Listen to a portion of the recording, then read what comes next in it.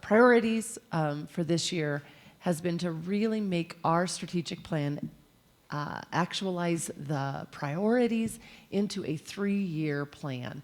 And that's taken some incredible work on the part of this team. Speaking of how grateful I am to them, this is just one of the many reasons, and you're going to get to see that in just a minute. As you all know, I love this graphic. It is just kind of the entire strategic plan on one page. And so it shows our vision, our mission, our priorities, as well as at the bottom listing the values. So our mission, as we all know, I share this often. I share this with our district leadership team, really making sure that we are remembering the core of our mission and our vision. And then knowing that these values were really derived from our staff to say this is what we believe in these 5 different areas. So I'm not going to read these to you. You all know them. This is your work, predated me. And as I've said often, I'm very grateful for the work that has gone before me to bring this strategic plan to this point. And then to outline these 6 different priority areas of safe and healthy schools, academic excellence, valuing our people, operations and facility planning, fiscal stewardship, and then relationship and communication. So these 6 priority areas are the ones that we say, this is what we're about. This is the work that we want to make sure that we have all of our oars in the water and we're heading in the same direction together. And so the work that our district leadership team under the really the direction and guidance of our cabinet team has really been putting together, what will that mean if we have safe and healthy schools? If we truly ensure that we have academic excellence, what does that mean? How will we know? What are our metrics? And that's the work that we've been doing through a very collaborative process that we've drafted, outcome measures for each of these 6 priority areas, which we will share with you, and action plans that sit underneath it. And these are drafted at this point, really to bring to you the outcome measures today, and then the action plans are really an ongoing evolution, work in progress, and I want to talk with you all about that and the interface that you all would play as we continue to move those action plans forward. And we're doing that in each of the priority areas. So what's that look like a little bit closer? I want to just share with you kind of the development of that.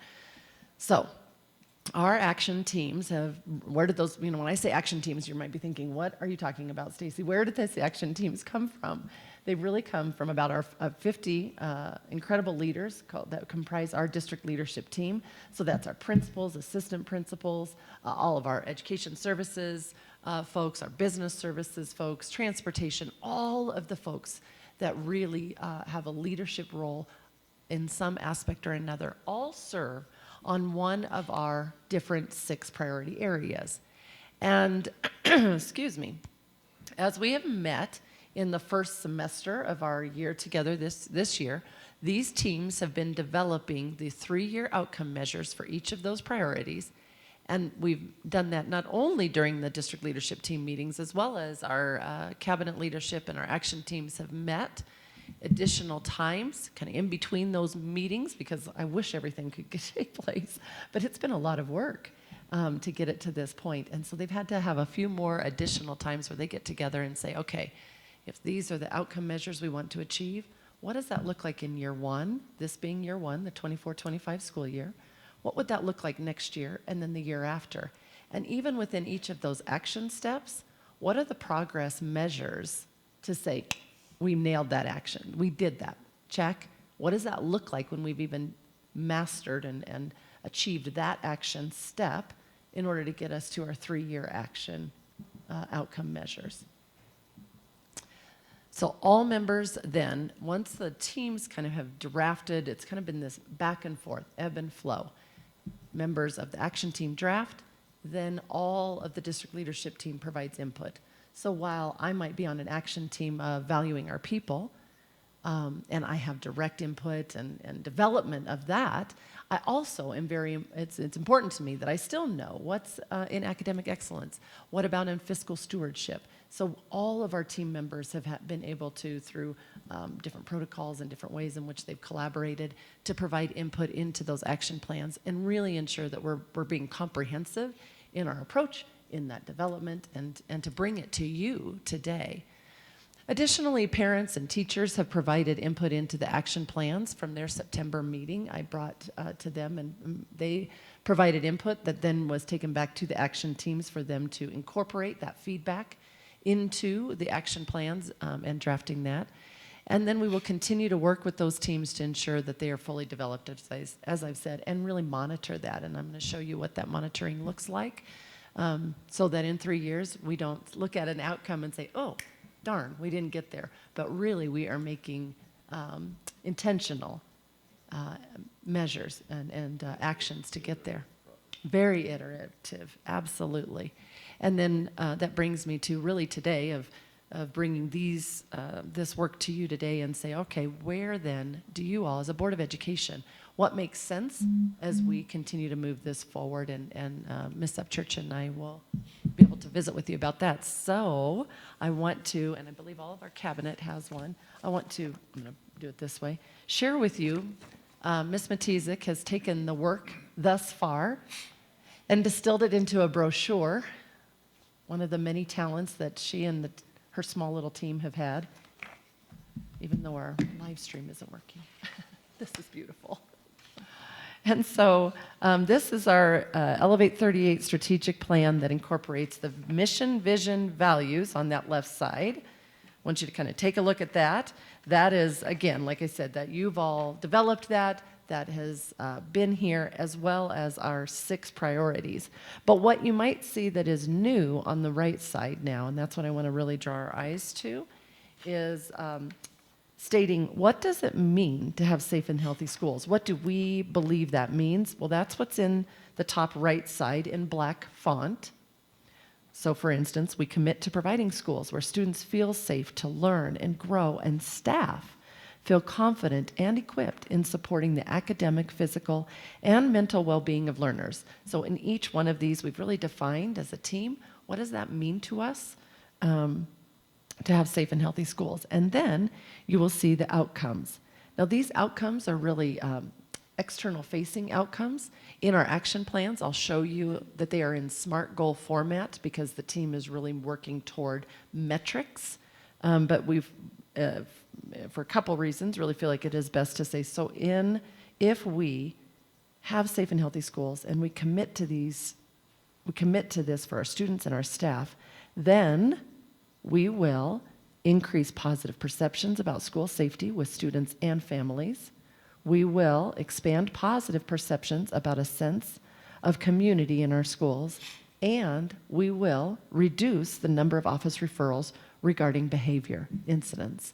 So those are kind of that if-then. If we do these things, and those action plans, like I say, really embody all the steps that will be taken over the next couple of years in order to accomplish these outcomes, and then we do that for each one of these.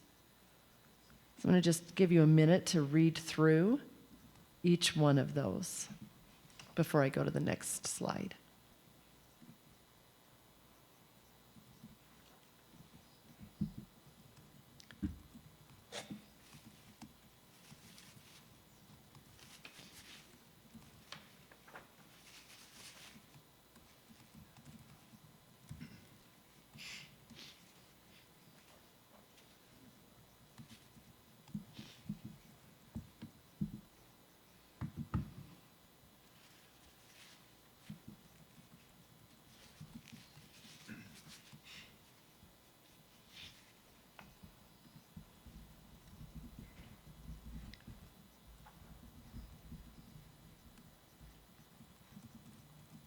Okay, have you had a chance to read through them all?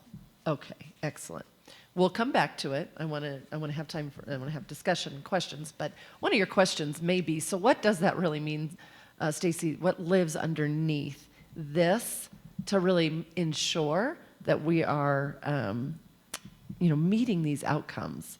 So I want you to look at valuing our people for just a minute. Read that one again. So it's what we commit to demonstrating care and respect for every individual, valuing diverse perspectives and experiences, and that we really acknowledge and appreciate the unique contributions of all employees. And what would that mean? If we do that, then we'll retain highly effective licensed staff, we'll increase employee recognition opportunities, and we will develop pathways for open and honest communication with staff. So again, what does that look like? So if I go to this next slide, I'm going to show you a sample action plan. And this is still in draft form, so it's not perfect. It's a work in progress, but they have truly done some exceptional work. So every one of these priorities now has one of these documents that lives behind it.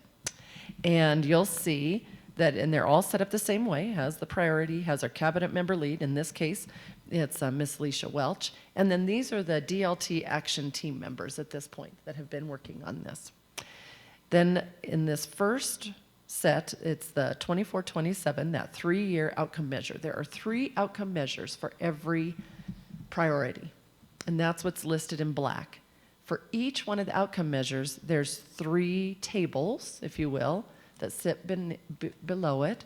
The 24-25 strategic actions with associated progress measures, and then the 20, I can scroll, right, you said? Yes. And then the 25-26 action, strategic actions and the associated measures, and then the 26-27, so the 3 years. And then here's the second outcome measure, and the same thing follows, and then the third outcome measure. So what you can see, if I just stay on this one, is the more specific, SMART goal, if you will, that is associated with this, developing pathways for open and honest communication with staff. Well, what that looks like is by 2027, we will increase open and honest communication as measured by question 17. So it's a very specific metric on the employee experience survey district-wide from a 3.7, which is the baseline of fall of 2024, to a 4.0 in 3 years from now. And then it reads what the question is. And then what you'll see is the team has thus far said, so what does that look like? And these are the actions that have been drafted to this point. And in fact, I chose this one because right after we talk about the strategic plan, Alicia's going to share a little bit more deeply about the action steps and things that have been taken and where we're at in relation to this work right here. So that's what this looks like. Oh, and the other thing that I was going to point out is, so as I mentioned, within each one of these, so like this rounding initiative, stay interviews, that will be implemented this year in order to achieve this very first outcome. Whoa, this is bouncing all over. My apologies. There we go. Stay put. The outcome measure that we're working on there. And then the progress measure, how will we know? Well, we'll have implemented, and we will have evidence gathered from those rounding conversations. And then what we do, and we will begin this process, you see nothing in that last box because it's really been under development this first semester. We'll begin to start to circle back now and say, all right, how are we doing? How are we progressing toward ensuring that we are completing the actions that we need to take? And oftentimes an action team may look at it and say, we need to make some changes. We need to modify. We need to increase in this area or that area. And that's some of the update work that will happen. But that will not begin to take place, so you don't see anything yet until this second semester. If you could bounce back really quick. I've just got 1 or 2 more quick slides, and then I want to just engage in some conversation and get your reflections, your feedback, your thoughts on that. So on the back side, too, by the way, we felt it was very important to put, I didn't call attention to this yet, but as you probably saw it already, just the portrait of a graduate and the portrait of an educator, work that's been very important and, again, has preceded me, and it's incredibly good work. A lot of other districts, I will tell you, will take a look at what we've done here in Lewis-Palmer and model some of their work after it. So it's rewarding as well, knowing that it helps others. So what are our next steps? Where are we at with this? Well, I want to work with you today and hopefully, finalize that this brochure can be a living, breathing document for us, and that you feel comfortable with us moving forward with this. So that's one part of our next step. We will then begin to share that with both internal and external stakeholders in January, February, and March as we go out and talk with staff, as well as our community groups and things like that, and really help them to know what is the work of the district and what are we doing, and making sure that we are accountable to the work that we say we'll do. Fully develop the 3-year action plans. That's work that still is, as I said, it's in draft form right now. That's getting closer and getting better, and just continuing that work. And then making sure to you all as a Board of Education that we are providing strategic plan priority updates in our regular meetings, and we will start those starting in this second semester, and we will report on the actions and the attainment toward the outcome measures with each of these. And the goal would be that with at least once in a year, and sometimes at your discretion, or if the cabinet team feels like there's something new, that may even be twice in a year, depending on the different aspects that are being done within each of the priority areas. So 1 to 2 times. So what am I hoping to get from you all? Just any additional feedback on the brochure before finalizing, both in outcome measures, layout, anything else that you feel like, is there something that we need to review or change or edit? The second is just what would you like for that involvement to be from all of you? I'm looking at seeing, would you want to be a part of the action teams? Would each one of you want to take? I know there's 6 action teams, 5 of you. That means somebody needs to double up on one, right? But just to be a part of those action teams from the board perspective, and I will let Ms. Upchurch talk about that, and then any other involvement that you feel like would be helpful and appropriate and would help move our work forward. And then just any additional questions or feedback that you may have for me. Thank you. Thank you. Actually, so what personally that when I looked at this is the actionable items that we have, and that the KPIs, right? Yeah.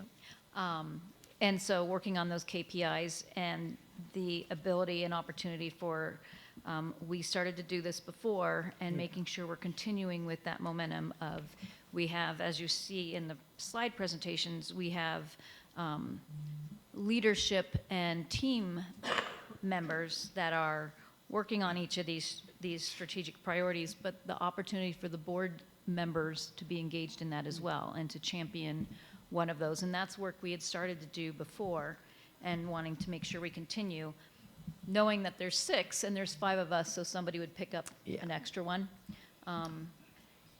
And so I would be curious from my fellow board members, if there is a strategic priority that you see on here, that 2 questions for you each, actually. A, what strategic priority speaks to you?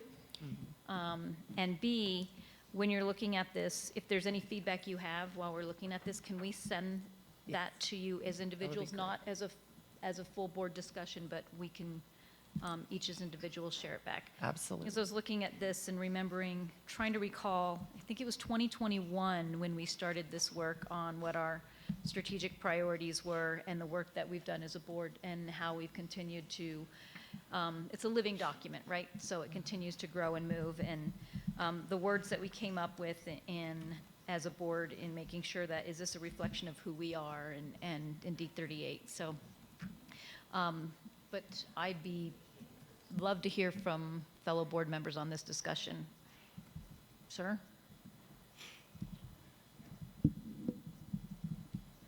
Also, I noticed your mustache is gone. It's way better, way better. We might Yeah. have a moment of silence. Yeah, maybe I can unpack this a little bit and go over it, pass it off to another board member for comments at this time. Okay. Patty? I like the brochure a whole lot. I don't have any changes yet, but I would need time for that. And probably the things I'm most interested in are academic excellence and valuing our people. I am writing this down. And I'm interested in all of them, so Right. if it doesn't work out, that we cleanly pick ones that we want, I'm willing to move. So you said academic excellence and valuing our people? Yeah. Why don't we have everybody pick 2, maybe, Sure. that they're interested in? Narrow down. Todd? mean, like the other said, I'd need some time to really think about it, but as far as, I think it's a great start. I think it looks good. I like the fact that we have some outcomes defined. If I were going to pick the ones that probably fit my skill set best, I'd go with operations and fiscal stewardship.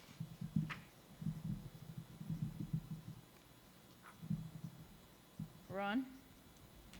So a couple things. Can we take a half a step back? Of course. I want to make sure is Amy here? Yes, she is. Amy, can you join us? Because this is your baby, yes? Yes. She's And put it's that beautiful. together for us. I feel like one of those things with God speaking. You know? Amy, this is your conscience speaking. Come on down. Just like The Price is Right. Okay. Well, this is your baby. I want to make sure that we have you deeply engaged. First of all, it's beautiful work. But more importantly, the foundational elements that created this work is nice work, right? It's organized. You have measurable and achievable milestones. And to Ms. Upchurch's point, we have KPIs, but the I stands for indicators. And indicators are not results, they're indicators. And so they drive continuations or adjustments of actions. So Tiffany, if you don't mind, I want to add another acronym Okey just dokey. to sow as much confusion as humanly possible. They're MRDs. And they go right behind the KPIs. And they're the measurable results delivered. Okay?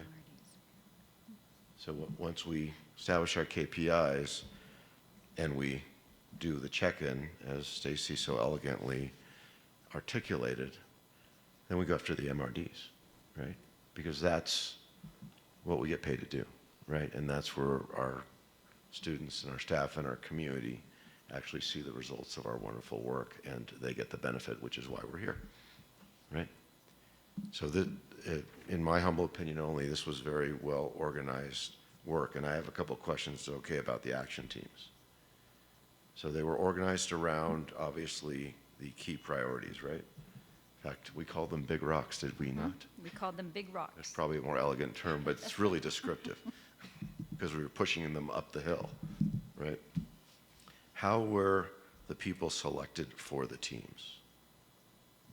So our cabinet team, led by Alicia, will give her a ton of credit, just knowing different folks' skill sets, really first initially took a stab at putting folks in different areas based on the expertise that they both bring and looking to make sure that we've got balance. If you look across each of the action teams, we really talked about creating balance, elementary to secondary, different levels of skill set and what they bring, veteran to novice, different, just different aspects. And then really making sure that they felt like that team fit them. There were a couple of little changes that they, wanted to make and make sure that they were in the right place and could really contribute to that work. But they also wanted to know, there were, much like you'd said, there's more than one area that they could contribute to. So it was really just creating balance to do that initial deep dive work and then really allowing for all of them to have input on all of the different action teams was really important as well. And they really appreciated, having that voice among all of them. So that's really how those were developed and Good. could change if we, How often do needed they to. meet? Monthly? We have been meeting monthly. In fact, actually, they've been meeting probably about twice a month, quite frankly, as we've been developing. So we've met during our district leadership team meetings once a month, and then they've had an additional time in there in the months of October and November. Okay. Great, thank you. So Yes. this appears to be really well organized and done in a manner such that if one or two people can't make it, the momentum does not stop, right? Yeah. So you have great redundancy, so to speak. Right? Okay. And then is the concept to take the work that's been done and translate it into this so that all the stakeholders have an opportunity to understand the what and the why and the desired state results? Is that ultimately I think so. The connection? The action plan, or the document behind there, or just this one? Well, one this is, really maps to what you Yes, went through. Yes. Yes. So there's a this is direct absolutely- correlation, and so what I'm trying to Yes. do, that's why I asked you down here. First 5 minutes, we wasted your time, sorry. But connect this Yes. dot for me, because if I'm a member of the public, or an employee, or a stakeholder, or even an interested student, which we will have a few, right? Because some come to the board meetings and they tell their friends. Yeah. And walk us through the connection so that when we critique this, we try to do it in a manner that achieves the desired results.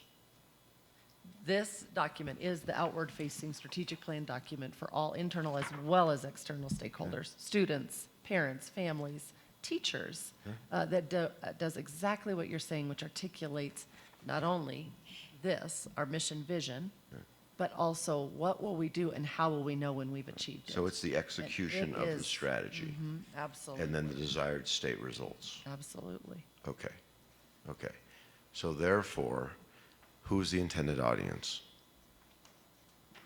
This is an internal piece as well as an external piece. Okay, so whom are the intended audience? Could be both. So a community member could look at this. Okay. A parent might look at this. Okay. A student. Okay. A staff member can better understand the 6 priorities and everything that lies underneath it as well. Okay, okay. So it's somewhat comprehensive in Intended trying to to be. not direct to one of the major audiences, which are likely maybe 4, right? There's employees, there's students, there's parents, and there's community members, right? And there's probably another one I haven't thought about. Right? That's why we have you. Okay. So I actually took a look at this previously and do have a couple thoughts initially, if that's okay. Absolutely. So this whole idea of what you've done is you've outlined current goal and then desired state. But we don't have current state. In other words, where are we going from to get to the goal? And I believe that might be a little confusing here because the intent is not make it busier than what you've got, right? The beauty of this is it's very, so a compliment, it's very well laid out, right? Because Todd could have interest in fiscal stewardship and hone right in on it, Yeah. which of course he did, right? But what I think there might be an opportunity to enhance with would be answering the so what question behind some of the outcomes. And it's a little challenging because you have 4 different constituencies potentially looking at this. And full disclosure, I don't have a quality answer for how to crack that code, at least so far. But if you take, for example, valuing our people, and you look at the wonderful desired state results, right? Retain highly effective licensed staff, minimize turnover, increase recognition opportunities, and develop pathways for open and honest communication. My question to answer the so what might be, what do we get if we do all this stuff? What does the staff get if we have these 3 things? And is there a very succinct way we might be able to articulate it here so they actually can see what's coming? Just a thought. Does that make sense? So it sounds to me like you're adding in order to blah at the end of each statement.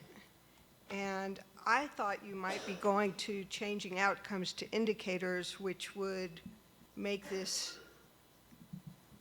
It would be an interesting. long-term, more long-term, like an outcome would be retaining staff and minimizing turnover. Yeah. So here, I thought about that. Here's why I didn't go there. And it's just one person's opinion. So a leading indicator of the economy getting better might be interest rates coming down for borrowers. So that's a KPI. But the goal is for more people to have more money in their pocket to spend, and they spend and those dollars churn around and everybody wins, for example, Right. right? So what's the objective I would want to dangle in front of my constituents? It is, you're going to have $30 more a week to spend because your house payment's going to go down or your credit card payment's going to go down or whatever. With that $30, you can buy half a tank of gas, right? That's something I can grab. So to translate that here, it's retain highly effective licensed staff. And it's really reduce turnover, right? Is ultimately what we want to do. So what do we get from that, right? We get less ramp time for new teachers. Students win. Principals win too, but that's not necessarily something for the 4 constituents that are reading this. Does that make sense? So it's an ask, not a demand, because it's a challenge. And the challenge is the something gonna push away 2 of the 4 constituents and get the other 2 really excited?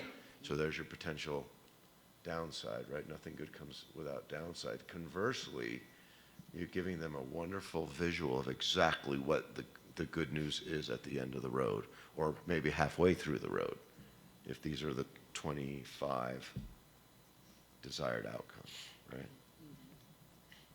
So that was a thought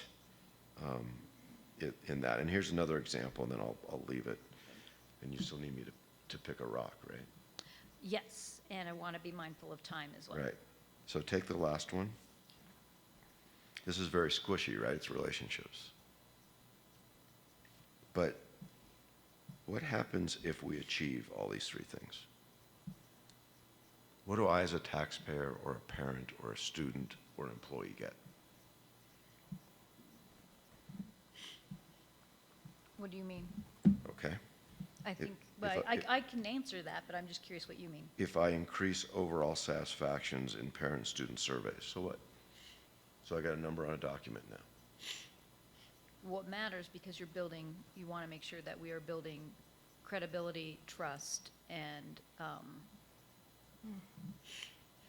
relationship with our community. To me, when I think of that, means that we're working together, that we're seeing progress, we're seeing work being done. So what, okay, perfect. What do I get if I have that credibility? Credibility. So so if I can try, I get more teamwork, and I get the entire community moving together for positive student outcomes. Right, and I was wondering about that inside of what's written right up above it, if there's a way to do what you're getting at in a So- little different way here, because Yeah. some of those words are right here. I think so too. I do too, But I like where you're going. It's hard to with it. do, Uh-huh. but if we can give our audience something to grab, Yeah, I like where you're going with it. then we're going to have far better absorption, retention, and action rates. Remember, with the, So it's a think with the exception of the people that really dive deep into this, which would be maybe 5% of the intended audience, if we're lucky, they hold 1 or 2 things. So what is it we want them to hold, and what is it we want them to do? Okay. Can I answer that? I think what we want them to hold is to hold us accountable for the work that's being done.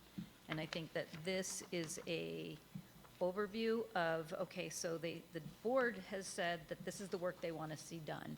This is what they want to accomplish. This is how they see the vision of the district. And it's not just the board, by the way. It's also the staff. And it's the students and parents and our community members.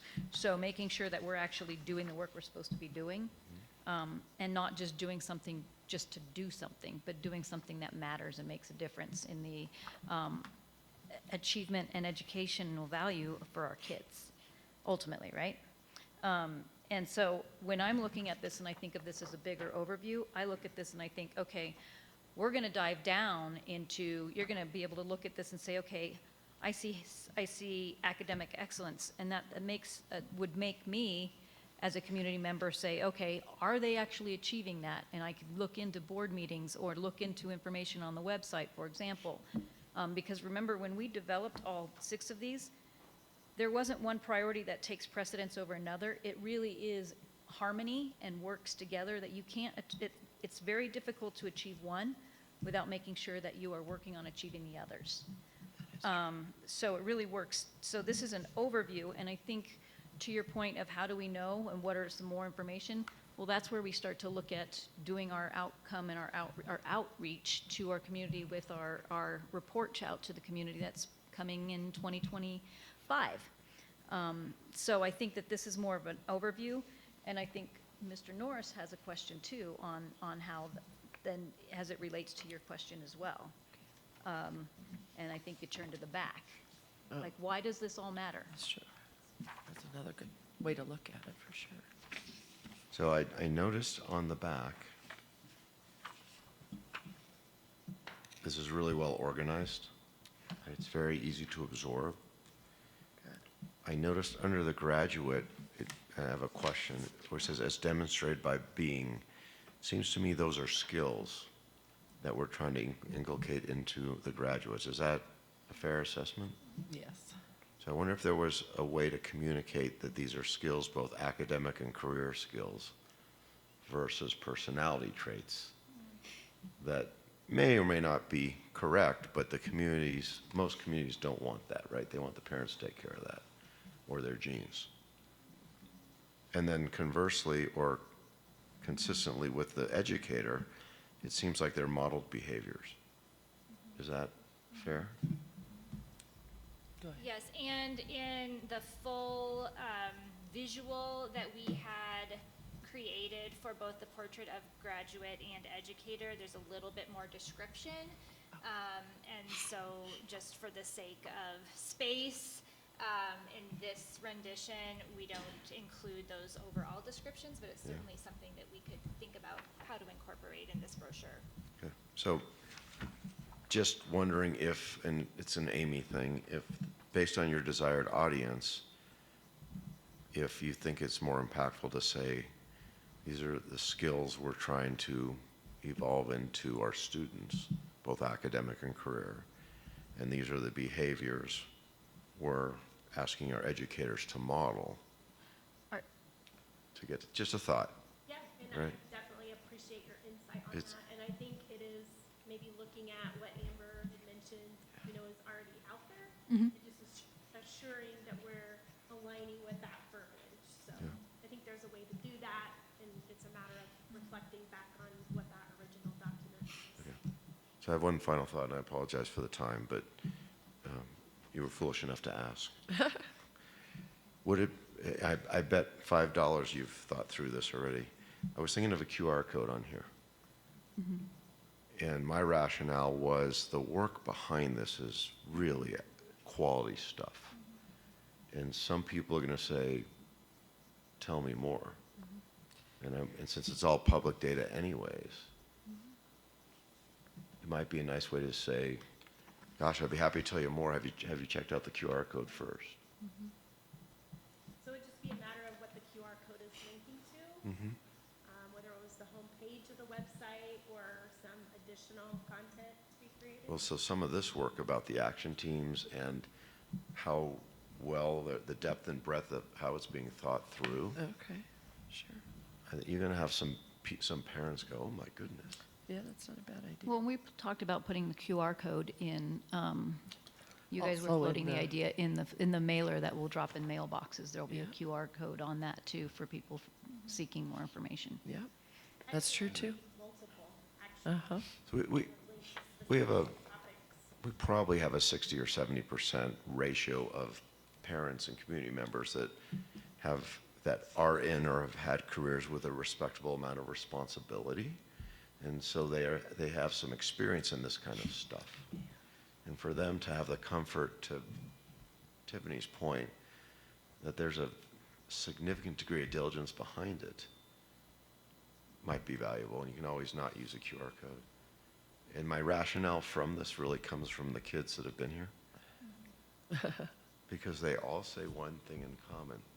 I'm sure they say it to Todd too, because he's the other chaperone sponsor, is I had no idea there was this much work done. Yeah.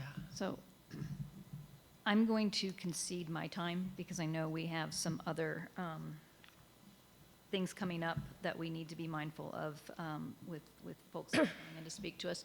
But I do want to give Mr. Norris a chance to speak as well. Ron, you kind of touched base on it, really. Just some thoughts here.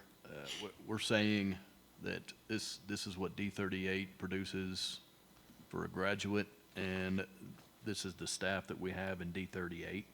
How do we know we're meeting these objectives? Is it a safe assumption? If we meet our KPIs and our newly defined MRDs, this is what we have? How do we measure these? I'm not sure. Have you created Yeah, any? I would say that's a really good question, and it's work in progress that Okay, we need to then that's fair. develop. We've had many conversations about how do we really Right. intentionally integrate all of this into all that we do. One example of integration is we've begun over the last year incorporating these skills into our course proposals. So the proposals that we brought you last month, teachers have to provide a rationale of how a new course would incorporate these Portrait of a Graduate skills. I would say we aren't there yet as far as actual measurements of attainment, but some of the KPIs that we've identified within Priority 2, such as the one that says prepare students to be contributing citizens after high school, really speaks to all of these skills, but as far as specific measurements for each of these, we're not there yet. Understand it's a living, breathable Yeah, document. that's a so good question. Great start, yeah. If we recall, the work that Jess McAllister put into our Portrait of a Graduate work that went into that was also with our interns. We had students that worked on this, and students helped define what does it look like as me if I were a student in D38 and going through Palmer Ridge High School or Yes. Lewis Palmer High School. What does my journey look like in D38? And so the Portrait of a Graduate was set up to show, and even with the graphics of the map, and if Jess, we can look back on our presentations that showed the different multiple paths that students can take as they take their journey from freshman year or even before that through to graduation and prepare themselves post-secondary on what does that journey look like. And that's kind of what this, if I recall, what this was about. And then we as a board said, well, we've done Portrait of a Graduate, which, by the way, I want to share kudos for the work that was done led by Jess and our students. That work is celebrated at different CASB events. Yeah. Different school districts throughout the state are also working on Portrait of a Graduate, and they've really, every time they lean in, they come up to me and say, can you share more on how you guys came and did that work? It's really good. It was good work that went into that. And I think that we did something above and beyond, you guys did, with when we said, hey, well, what does a portrait of an educator look like in D38? And that work that was done with your teams was, again, stellar, top-notch work that nobody else had thought to do of what does it mean to educate a student in D38. And so I think that's what this, my interpretation of this was, what does it mean to be a student in D38? Not what does it mean to measure if we're hitting, I didn't see this as goals, I saw this as a defining part of who I am. Like, I'm Tiffany Upchurch, I'm 5 foot and some numbers over age 50, and I'm a mom. You know, it was a description of what it meant more than a measurable goal. So that's my impression, but maybe I'd Excellent. be curious to know what others thought. And we can certainly lean into that. I have one other question before we move on real quick. Okay. With the descriptors of the strategic priorities, I was trying to look back on the history of how we came to be where we are today with this work. When you guys were coming up with these descriptors, did you look back on board work to see what were the descriptions that we used, or how did the board come to these, and what did it mean to the board when we put these together? And is it still in alignment with that? And I didn't know if that was something the team did together or where that came from, but that would be my question. So I can just start and say they were drafted. Amy really looked at a compilation of all the different documents and things that had been developed over time as we both came in and started pulling all of this together to move it forward. And then we did look at it as a cabinet team, and then again, taking it to our district leadership team and getting it to this point, getting some feedback on that. I would not say that there was any document that we found, so if you do have something, Tiffany, that we just were not able to unearth, that actually did have descriptions. In fact, people had said, oh, that's nice, because they had not seen a description per se Okay. of that. More conversation, certainly descriptions of the values, but not of the priorities. It was more moving into yearly goals that really described what we would accomplish as a result Okay. of doing those things. So thank you for asking. I feel like it does a pretty good job of hitting that, but if there's anything that you feel like would enhance it, I would absolutely love that feedback as well. And that goes for everyone. Just Uh-huh. feel free to share some thoughts. Real quick, you wrote them down. Wow. Spirit of time. Okay. So here, just give you a heads up right now. We've got Patty had zeroed in on academic excellence, valuing our people, Todd on our operations and fiscal stewardship, Chris on relationships and valuing people, Ron, safe and healthy schools and operations and facilities, and Tiffany was going to focus in on relationships and communication, and I don't know that we have anybody that has focused on safe and healthy schools yet, have we? You- Yeah, no, Okay. 1, 2, 3, And academic. I'll look at the 6. I think we've got all 6 of them on okay, here. just want to make sure we covered that. Mm-hmm. And I do like the idea of having 2 individuals in case somebody gets hit by Okay. a bus. So, You mean wins the lottery? Wins the lottery, I like that better. So, again, this is to be continued. This is, Amy, this is really beautiful work. Thank you so much. Great work. Okay. Thank you. In the spirit of time, let's see if we can make up some time. Strategic Plan Priority 3 update, valuing our people. And Alicia, I believe that, Thank you. So just to clarify, I'd like to be aware of timeframes. What time would you like this presentation to be over? Because I'm good at working backwards. okay, well, we're about 20 minutes behind, so you take as much time as you need, though, because we can make up time in the end. And this is an important one. All right, sounds So good. so we had you at about 40 minutes Okay. originally, so. all right. yeah, we've got Amy Atwood coming in at 10:30. Yep, And we still have another presentation after this, so Okay. with around 15 minutes or so, we can at least shoot for that, you can shoot for that. and then I'll we'll go try. from there. Sounds We'll good. go from there. All right, well, I am just so happy to be here today to talk about Priority 3. It's the one that resonates with me. I think all of the priority work is important work, and there's a place for everything in our system, but valuing our people is something that really does impact all other priority areas. So the purpose of this presentation is, I'm like clicking mine, trying to get it to move. As long as yours moves, I'll stop looking at this one. Is we really wanted to make sure that we identified what the best practices look like when it comes to valuing our people, and there are 3 that really stand out to us. We want to, of course, create, which I feel like we have worked very tirelessly to create, but then maintain a positive working environment for our employees.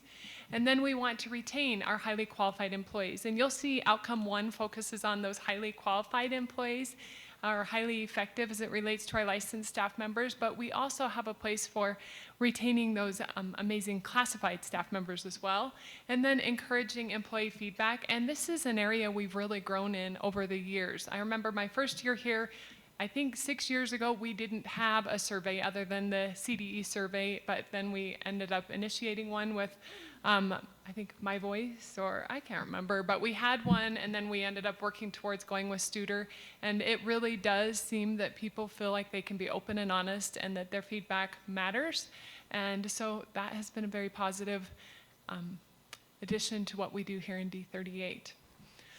Some of the best practices when it comes to employee engagement, these are all topics that are covered in our exit survey. You know, when we ask people about what it is that either has them leave or would keep them here, quite often these topics come up.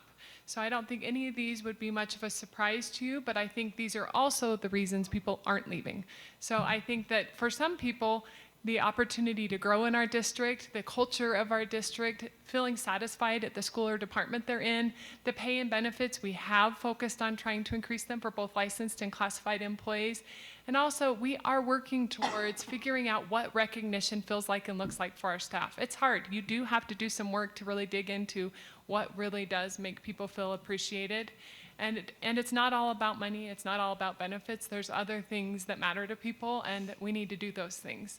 And I think we are doing those things in many pockets and some areas around the district in a very positive way, and we have opportunities to continue doing them more. Also, we really try to make sure that the work we do is purposeful. We recognize that our educators are busy and they have so much to teach and cover, and we want to make sure that we're thoughtful in what we expect of them. So as you know, we are doing these different surveys, and the reason that we do these surveys, we have the rounding meetings, and we'll talk a little bit more about both of those. I think we presented those ideas to you before. But the reason we do all of this is because asking our employees how they're doing, what they feel, what we can do to improve is what really will likely keep our employees here with us. We want them to know we care. One of the things that really makes a difference for me and helps me to know we're doing a lot of the right things here is when employees leave our district to get maybe more money in a local district around us, and then they come back because they loved the culture of the district. And that's a very positive thing.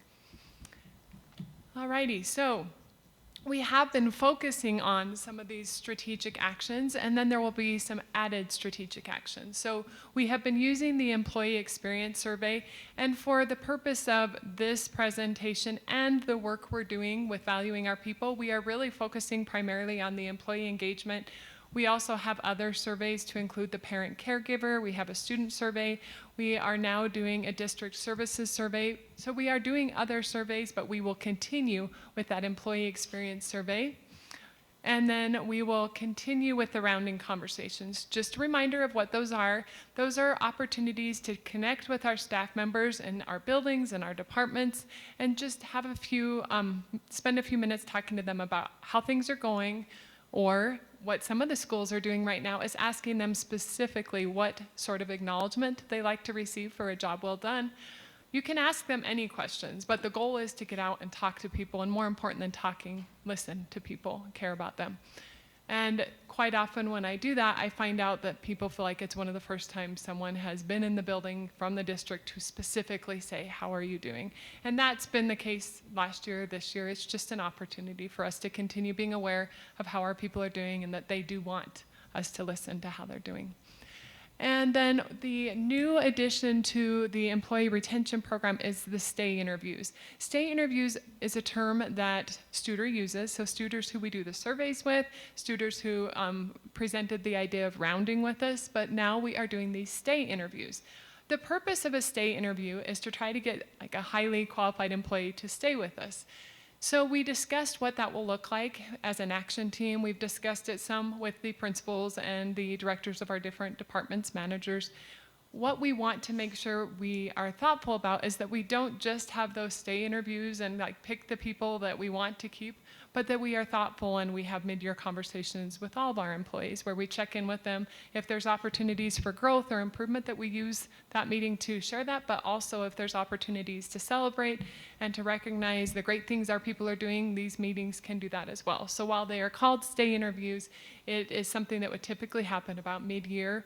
When the idea was presented to us, it was presented as maybe a little bit later in the year, maybe March, April, but we decided, as at least with the principals, to do them a little sooner and tie them more into the mid-year meetings. The reason for that is because many of our people who are on the fence about whether they want to stay or not will start looking for jobs in January and February, and we want to have those meetings and be purposeful with them early on and make sure our people feel like we care about what they have to say and we care about the experience they have in our district. Oh wait, did I skip one? Oh. Well, we will continue to develop and evaluate our people, and we do talk some about this further in the presentation. So the reason that we do surveys is really to make sure that we get both some quantitative and qualitative data to really understand the big picture of how our people are doing. And the quantitative data is a really easy comparison from last year to this year. You can easily see if the data is moving in a positive direction. The qualitative data is something that is kept for the principal or director, managers, eyes only. That's the comment data, but we do expect that they share themes that they are seeing and that they use it to really try to make sure they're moving their staff and their teams forward in a positive direction. All right, and this is a little bit more about rounding. And I wanted to show you a little bit more about some of the employee experience survey information that was shared or data that was collected this year. And I can read you the questions. So the Q's stand for questions. So question 18, these are the high, so if you look at the national average, you can see the national versus what we scored. So we did quite well in these 3 areas. The questions for those were, okay, question 18. I have a clear understanding of the mission and goals of my organization. Question 19. I believe my work positively impacts those we serve. And I didn't write question 20, so I'm going to get it right here. It's in my slides. Okay, and question 20 is I feel a sense of pride when I tell people where I work. So those 3 areas are areas that are strengths for us. Areas for opportunity include the following questions.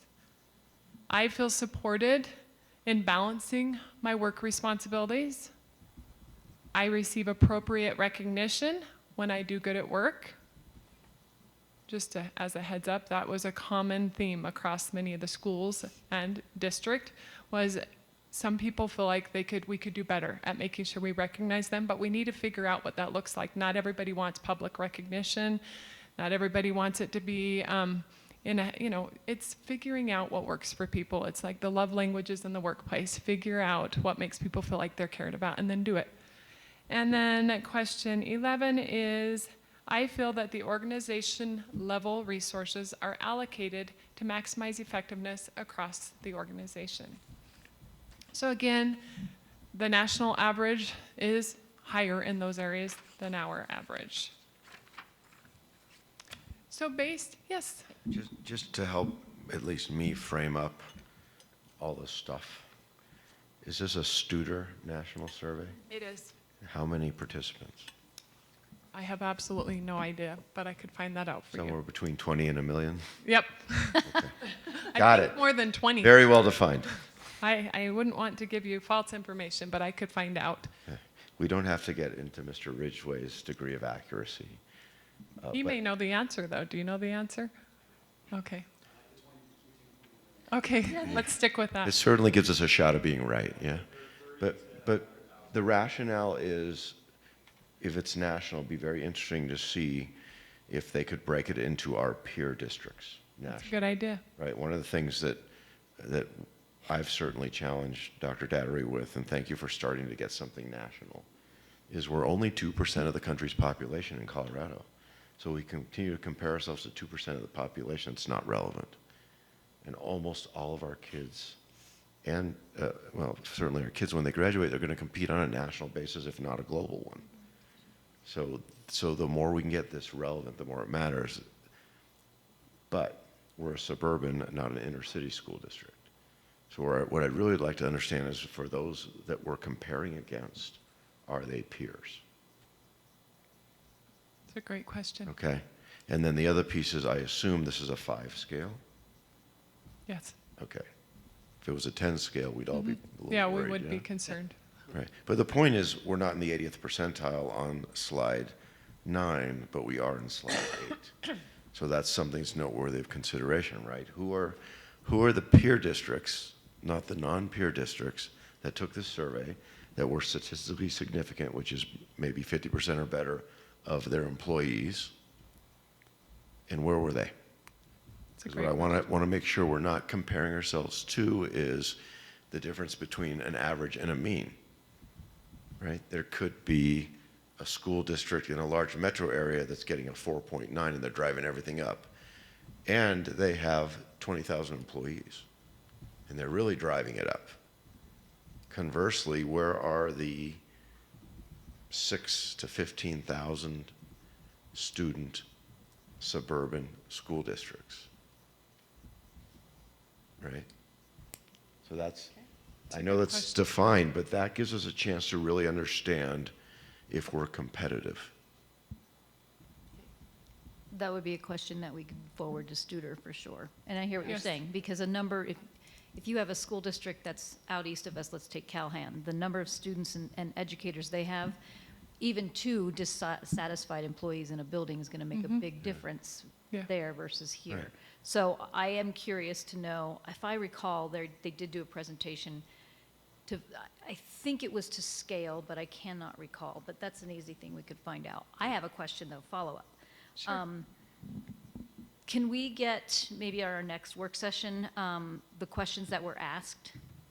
Because I know we saw this survey done last year. Yes, I just don't remember what they were. yes, I'm happy to. Thanks. I'm happy to provide them beforehand, but I'm also happy to wait until the next work session. If you're comfortable, I could send that to you in a board bulletin. Yeah, I would like to Unless actually you wanna discuss have it. discussion. No, I want to discuss it in Okay. public. Okay. Just so that we can all be on the same page in having a good, robust discussion about it. And I know that there was areas that, Alicia, you had pointed out that you'd like to see us improve on. And I was just curious to see on how those different questions, where we fell, so. Sounds like a good plan. Thanks. You're welcome. Any other? Yeah, I just have one. At what level do the stay interviews stop? At what level, meaning at what level of retention or which, can you please elaborate? Is the executive leadership team and the superintendent being interviewed on stay interviews to make sure we don't lose them? That is a really good question. No, at this point, we haven't discussed that, but it's a good question. And this is something that is just being implemented now this year for the first year. So yes, those are all across all levels, in schools, at the leadership level, at the department levels. We're looking at putting this stay interview process into place. So- And it's probably not every single individual Sure. that will be. I don't think if we have a listening audience, they would say, well, I haven't gotten a stay interview. So it's not necessarily every single individual, but over time, it does help us to say, what is it pointing to? What is it that our employees want from us? What does it mean for us? How can we continue to do more of the things that work to keep highly effective employees with us? And that's really the data that we're gathering in a more qualitative kind of sense, as she was talking about earlier. So I had a quick question with respect to stay interviews, if that's okay. Thank you for jarring it, because it was last night when I was reading through this. About a year ago, we bounced around an idea of entrance interviews. Did that get any legs or juice, or did that not work? We do the 30-day interviews, so 30-day and then there's 90-day as well. Okay. That's actually part of Studer, so And- it's something we teach all of our leaders. What have we learned from that, if anything? Well, I think that is a good question. As far as collecting that information, it's something we discuss with our teams, but I think it would just be dependent upon the situation. Sometimes what's learned, depending upon if it's classified or licensed, is that maybe it's an opportunity to make sure it's the right fit for someone, but also opportunities to make sure that we're listening to what needs to be done in order to retain someone if they're highly qualified. But as far as like a summary, that I do not have, but it's a good idea. So just because you guys may not have been here for all this stuff, do you want me to tell you the rationale behind the entrance interviews? I'd like to hear it. Okay, so it's trying to make sure that when we bring new people in, that they understand our expectations and we understand theirs. Because oftentimes we don't understand theirs, and then they're 120 or 180 days into a job, and they go, "Wow, this is nothing like I wanted. I'm out." And we run roughly a 15% turnover ratio, right? Is that right? Yes. So 15 times 8 is 120, right? So we're running 120 new people through here every year on average. So if you can impact that by 25%, right now you're talking about 30 people you don't have to rehire. And if you take that at the building level, that's each principal maybe not having to rehire 6 people. All of a sudden, they've got a lot more time to do their day job.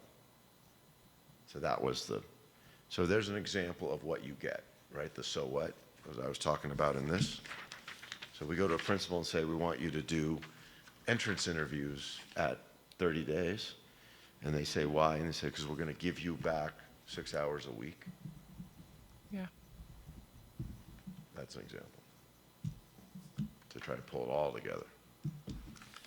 Well, and where that also came from was Alicia, Amber, and Brett, you guys were working on showing us, and we got feedback from the staff collaboration committee, and then working on, you were doing presentations where we had those KPIs or those boxes we wanted to check with the stars, and you were Yes. putting stars next to them, and they were good visuals for me anyway. So, Yeah. and that's kind of where that came from also. Yep, showing progress on things that we had accomplished that they had said as a need based on a survey that was done mid-year, like 2 years ago. So, Yeah. Yeah.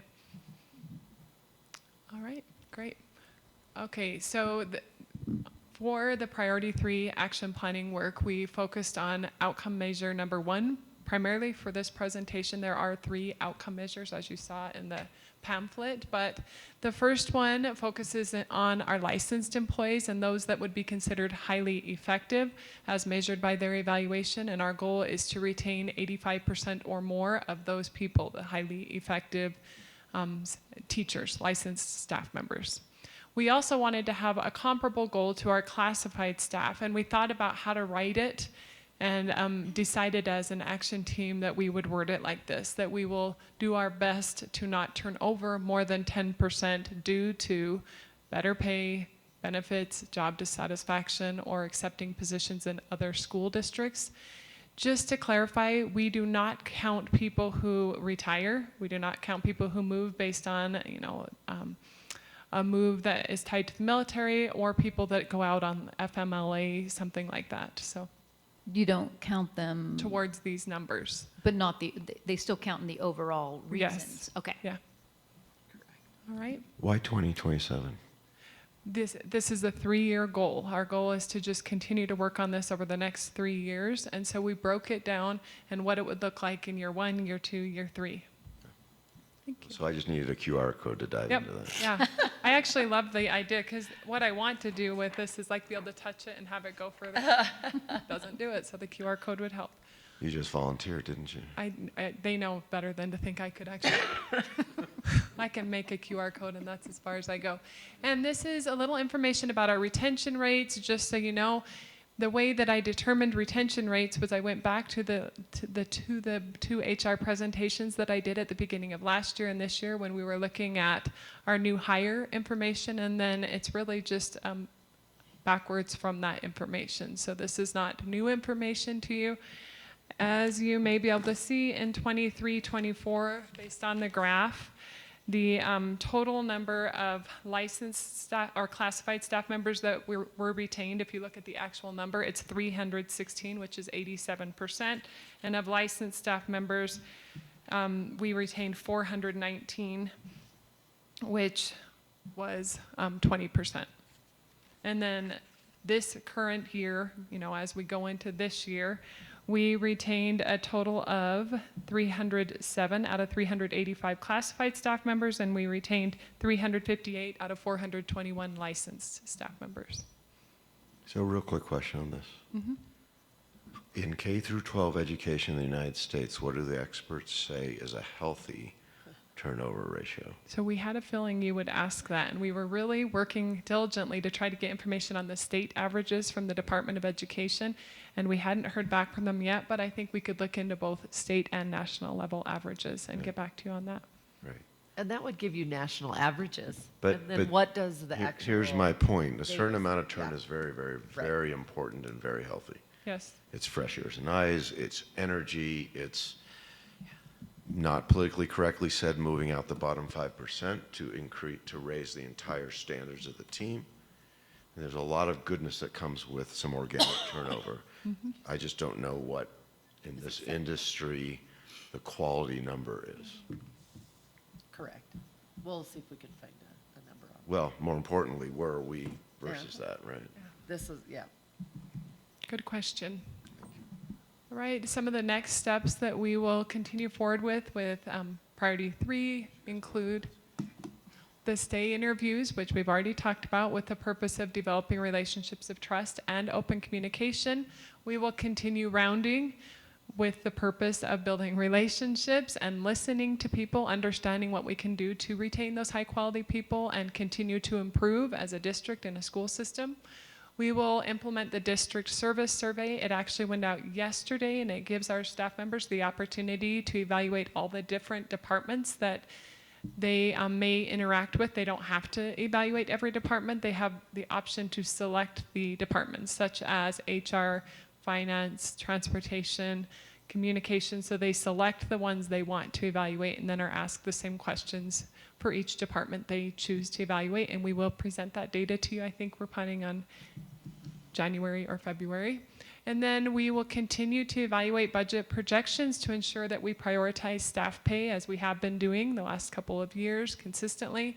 And then we're going to utilize the data we collect from our rounding conversations, those stay interviews, those mid-year interviews, but also just from surveys, all this qualitative and quantitative data to make sure that we are purposefully making actionable steps towards creating and maintaining an environment our employees want to work in.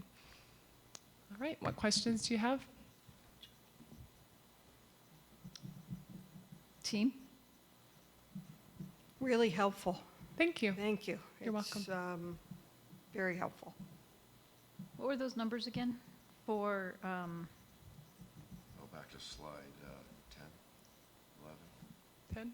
10? no, the 358. Oh, the numbers? Oh, So for this year, the total number of classified that we retained was 307 out of 385. And the total number of licensed staff members we retained was 358 out of 421. and that gets you the percentages. That is correct. Thank you. And if you want the previous year, I can give you those as well. You have them right now in your hand? Yep. Yes, please. Okay, so, oh, I am so, yeah, no, you had the right. Okay, for the previous year classified, it was, we retained 316 out of 365. And licensed, we retained 333 out of 419. Out of 400 what? 19. Okay. Ron, I'm sorry, I didn't have the answers to your questions in my pamphlet, but we'll get them to you later. Thank you. I just want to make sure we're remaining highly competitive in the place people want to come to. I agree. I have one quick question. When we're looking at, as this applies to our strategic plan of valuing our people, do our people find that there was value in the staff collaboration committee? Yes, I do think that they look forward to the participation. I think that it was received well when I was at the buildings, but also what I hear from buildings and at this level. And also I have the opportunity of attending the meetings now, and I do feel like people feel like their voices are heard. They look forward to the participation. I think they do a good job of connecting with their teams before and after the meetings to make sure they're hearing the voice of the building or department and then bringing the information back. So I do think it's been a very positive update to our district. I'm glad to hear that, because that's exactly, the intention was to make sure that Yeah. voices are heard, and that's another part of ensuring that they know that we value their voices. Yep. So I really want to make sure that we continue to lean into that. And, I mean, it goes along with policy GBB, but Yep. it's the right thing to do, not just because it's the thing to do. So I Yeah, was just I wanting to agree. make sure. But if it was something that was not of value, then why would you continue to do something? But Yeah, it's valuable. I Thank think we should continue. good. Anything else before we move along? This is a great presentation. Thank you. Good. She did great work pulling that together. Thank you so much, Thank you Alicia. so much, Alicia. You're welcome. Okay. Oh, so sorry. Career and Innovation Center update. This is priority 4 and priority 5. And Amber and Jess and Nathan, you guys are going to take us through this journey. You've got 2 minutes. No, I'm kidding. I'm gonna let them just go. Take it away. Yes. Well, in the spirit of gratitude, thanks again for having us and for entrusting us with this project. We're having a great time learning a lot as we go. For today's update, what we'd really like to talk about after we jump into this timeline, just that's how we like to level set our meetings, we're going to share with you a strategy document. So as I'm kind of talking about this timeline, I'm going to take this strategy document and pass it around so that you all have a copy. This was also uploaded into Board Docs. So we are continuing to march along this timeline. As you know, we had some recent course approvals. We appreciate that gesture from you, and we have been working hard to make sure that they get into course guides and registration materials. And we're currently working on academic credit alignment. What that looks like is to really have intentional conversations with our post-secondary partners, and we're happy to announce that we do have a post-secondary partner coming to visit with us later on this month to continue that conversation as to how these courses can matriculate into their system in really intentional ways for our students. So we're marching along this pathway. Again, in front of you, you have a strategy document that we have been working through. The image on the screen in front of you now is one that you've seen before. This came with our course proposals, but it's also embedded, I believe it's on page 6 of the strategy document.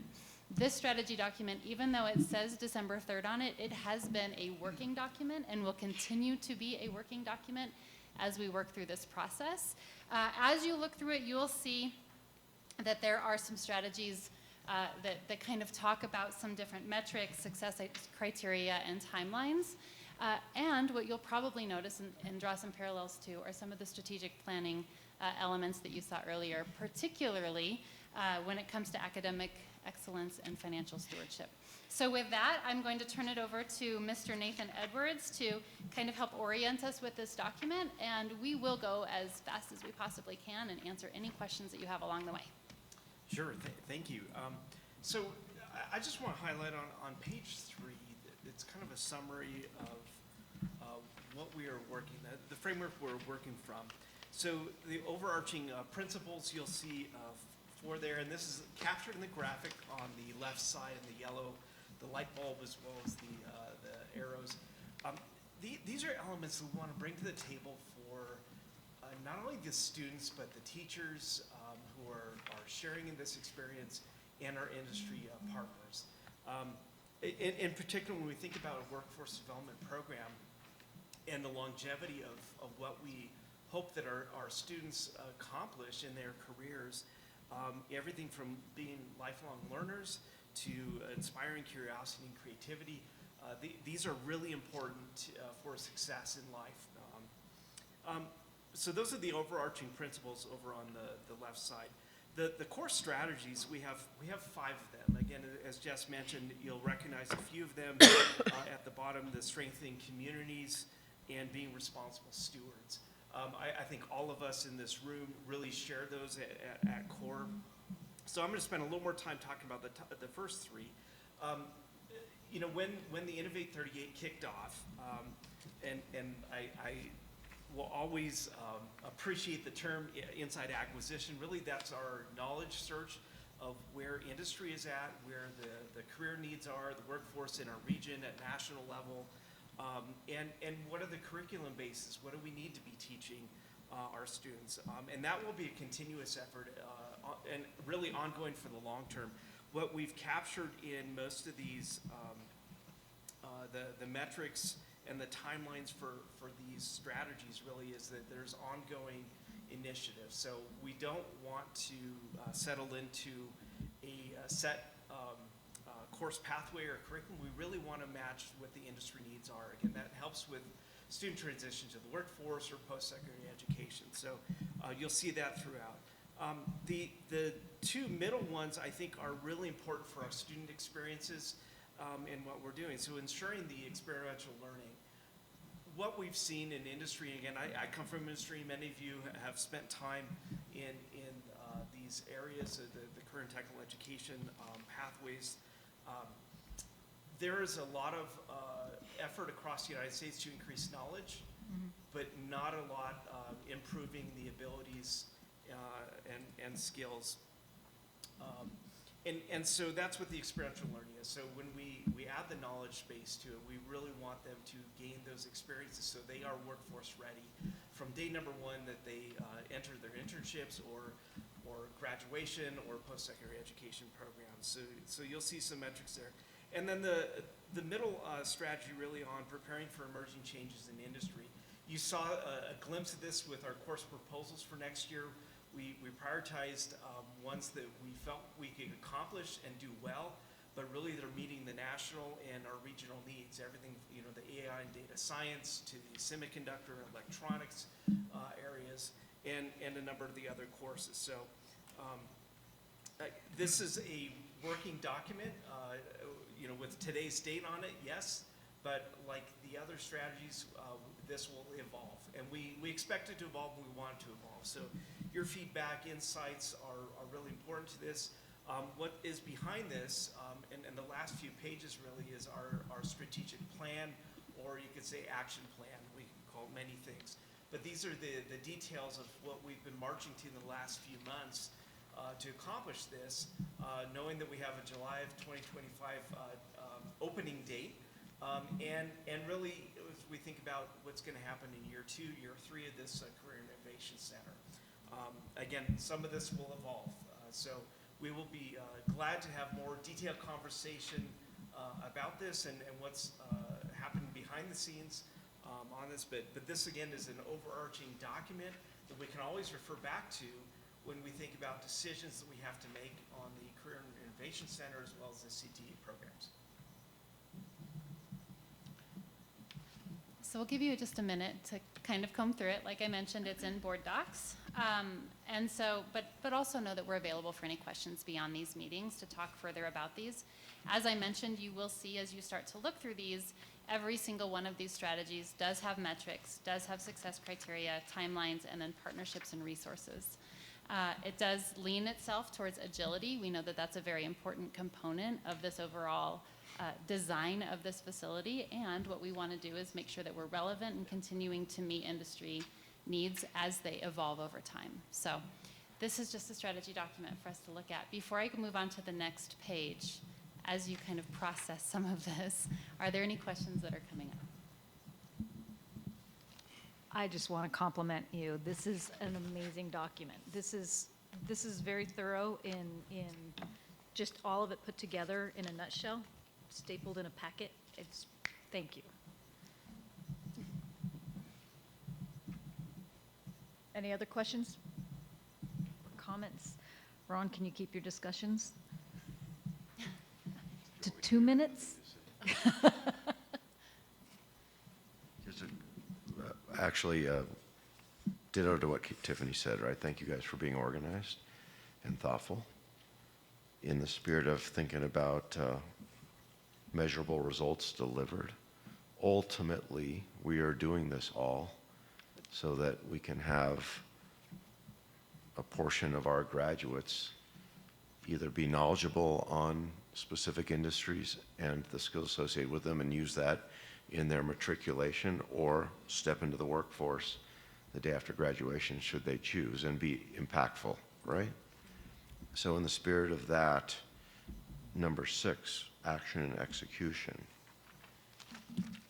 Ultimately, it's going to be about what those students who've taken courses in the Innovation Center have been able to absorb and retain and use. Mm-hmm. Is there a model within 6.1 through 6.7 that enables us to understand, measure, and continue/adjust it?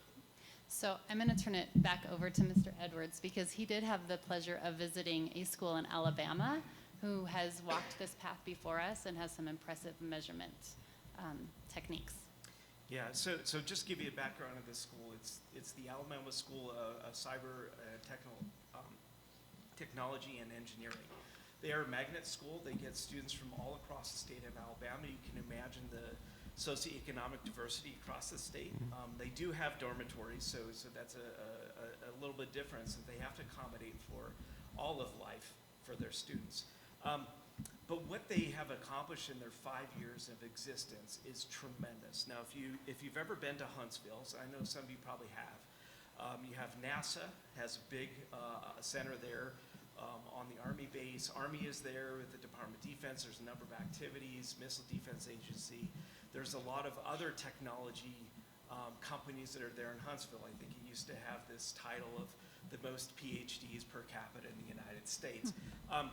But at the flip side is again, you have a lot of the lower economic populations. And so how are we going to take students from starting with we'll say ground zero in their knowledge base and get them up to speed where they are contributing into the engineering and cybersecurity domains, again, from day number one of graduation. And so the school has done a tremendous job of this. The model that they follow, and we've kind of heard something like this in other engagements we've had with national associations and other large companies, is that they want their students to have core knowledge, skills, and abilities to be able to contribute. Yes, there's going to be learning on the job, and that's towards that experiential learning and application space. But what they also desire are we'll say the soft skills that many of us treasure and value, the teaming aspects of problem solving, thinking outside the box, and that. But their fundamental model that they do is they train the students with the core technical skills, the team building, all the life aspects to be good leaders and good citizens during school.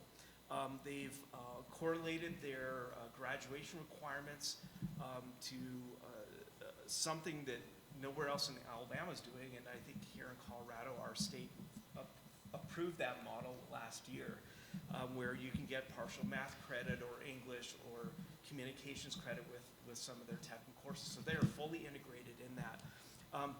The student transition to the workforce, what they have to do is by their junior year, end of junior year, the students are ready to graduate with all their credits. And keep in mind that the school is phenomenal. They have this year 4 National Merit Scholars in their graduating Wow. class of 300 students. And keep in mind their students are getting from all over the state of Alabama. They, in their senior year, are required to spend an internship or externship, depending which terminology we use, with an industry member. And the industry members are sponsors, so there's a certain dollar value that they sponsor into this school. And the students spend that 6 months or that semester time, maybe 2 semesters with that company. And that company really gets an understanding of what the students can do. In many cases, these students outperform their college interns, which is great. I heard one story of a couple of students had full ride scholarships to an out-of-state university, as well as the University of Alabama, Huntsville. The local company, which also has an office here in Colorado, they suggested, hey, students, why don't you take that local full ride scholarship and then work for us about 20 hours a week or whatever you can manage in your school. And so really these students fresh out of high school are contributing to the workforce. They're making very healthy salaries. They're getting full ride scholarships and doing some amazing things for our country. And so this engagement partnership model is that the industry members are in the middle of their curriculum and classes. They have regular engagements. They have internships that are part of that. They have sponsorship investments. So it's really mixed all in this. And it really says partnership is the key to success for this. It's not just what the school district is going to do. Of course, this is a magnet school. They're not tied to a school district. But for D38, it's not just what we're going to do and we're going to hand off the students to industry. We have to start from day number one with those partnerships and helping prepare students, helping the industry members also be engaged with their recruiting process and preparation of their next workforce with those experiential learning. So when we enter conversations with sponsors and potential sponsors, we're keeping that continuum in mind, that it's a long-term relationship that we are all after to solve the workforce needs and really have contributing citizens to both the industry, the economy, and our society. Thank you. That was a good testament. In addition to that, they have some pretty impressive metrics that you could see if you looked online regarding college credit attainment, certification attainment, those kinds of things. So if we have any further questions, we can shoot you guys questions too still as we go through. I just have a follow-up. I may have gotten lost in the answer. I didn't hear an answer to my question. My question was really specific on number 6. What are District 38's? And maybe you're not there yet, which is okay too. That would be an answer. But what is District 38's plan for action execution so we know this is working? So I would draw your attention, Ron. Yeah. So I'm sorry, I thought your question was, do we have a model to go off of? And that's where we decided to talk a little bit about the Alabama school. If you were to go to the success criteria and metrics of both the responsible stewards and the strengthened communities, you'll see some metrics inside of there. Okay. But one thing that's not captured, Ron, at the high level is, and this has to be part of that partnership with industry and our community, are we providing the needs with qualified and workforce prepared students? And so what's that quantitative number? And so direct placement or Yeah. matriculation into post-secondary programs, it'll begin to look something like that. Now, we'll Right. have to define that with our industry partners on what's valuable to them, but I think fundamentally in the back of my mind, and perhaps everybody's, is, are we meeting the needs, our workforce needs in the community?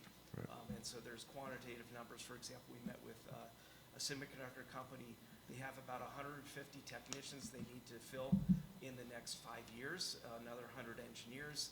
How you think about that from an El Paso County problem, they're going to struggle across the United States to fill that need. Right.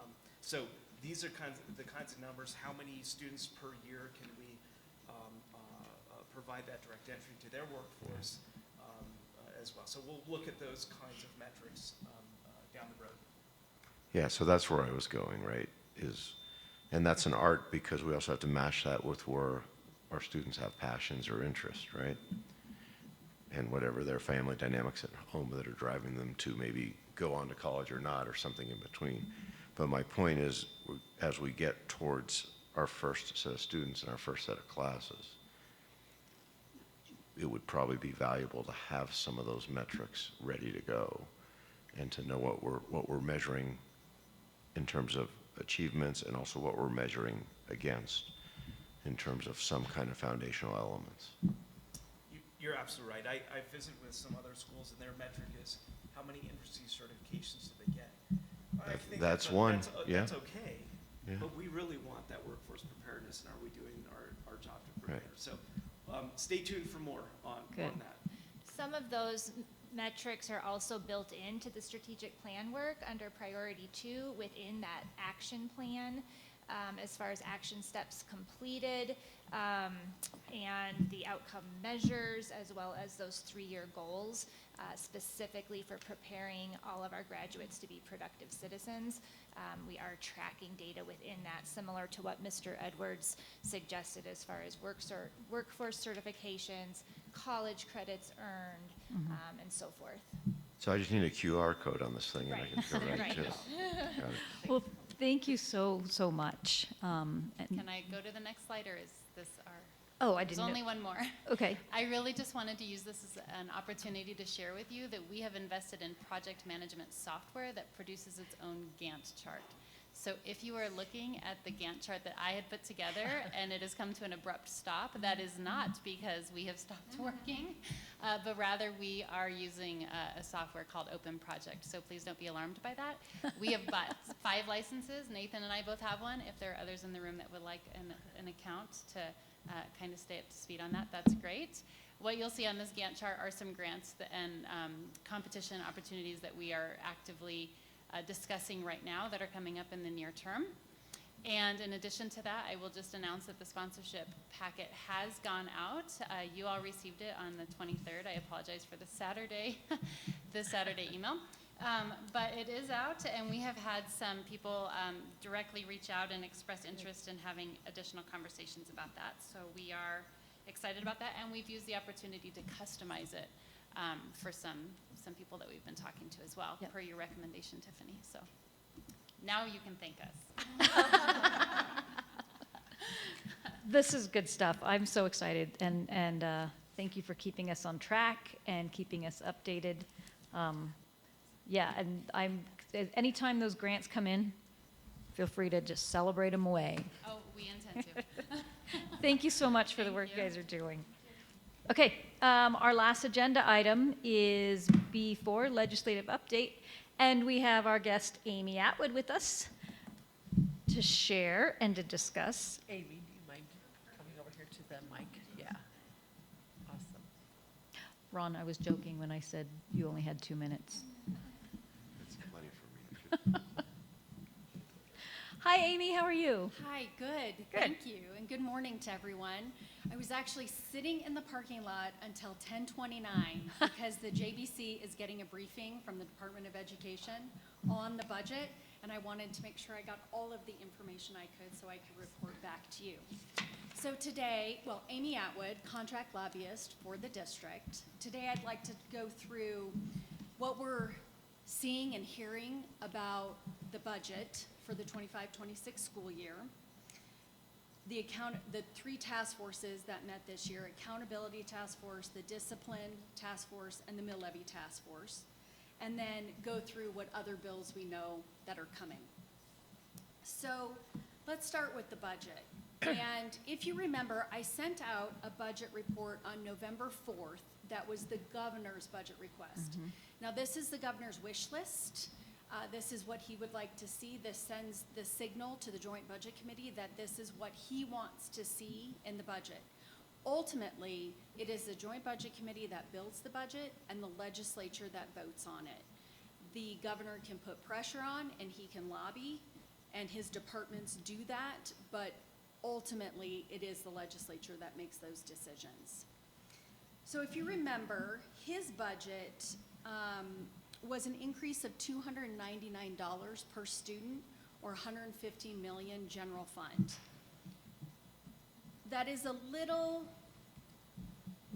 deceptive, is probably too strong of a word, because it sounds like it's an increase, but because assessed values have dropped, some districts are viewing it as that is really not an increase because the state share amount has gone, not dropped, assessed values have gone up, right? Yeah, have gone up. So the state share is going down and the local share is going up.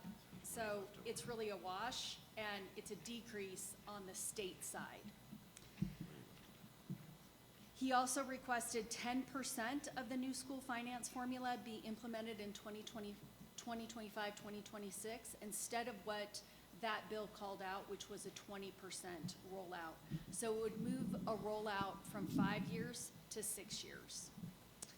And then changes to the pupil count methodology. This got really most of the play, going from a 4-year count to a current year count. So the 4-year averaging is what was in the new school finance bill. And that was a decrease from 5 years to 4 years. And so he was saying, no, we're gonna go with current pupil count. That is something that he has wanted for years and years. Senator Lundeen, Minority Leader Lundeen also wants that. I think that is a place for negotiation. We could see it go down to 2 to 3 years on the rolling average. I don't think we'll go to 0. What are the pros and cons of that? So for the state, there are 17,750 students that basically would wash out. So that is what going from the 4-year averaging to current year would be. So that's quite a bit of savings, almost 20,000 students for the state. There's a big savings there. The con, that is the positive for the state. The con is for the districts who, with your declining enrollment, where are you at 4 years? And what is your delta between 4 years and current year? And that would be an immediate cut instead of the slope going down. It just would be immediate. Yeah, this has been a topic of conversation for a lot of years, even going back to Senator Keith King. It was a burr under his saddle for a lot of years.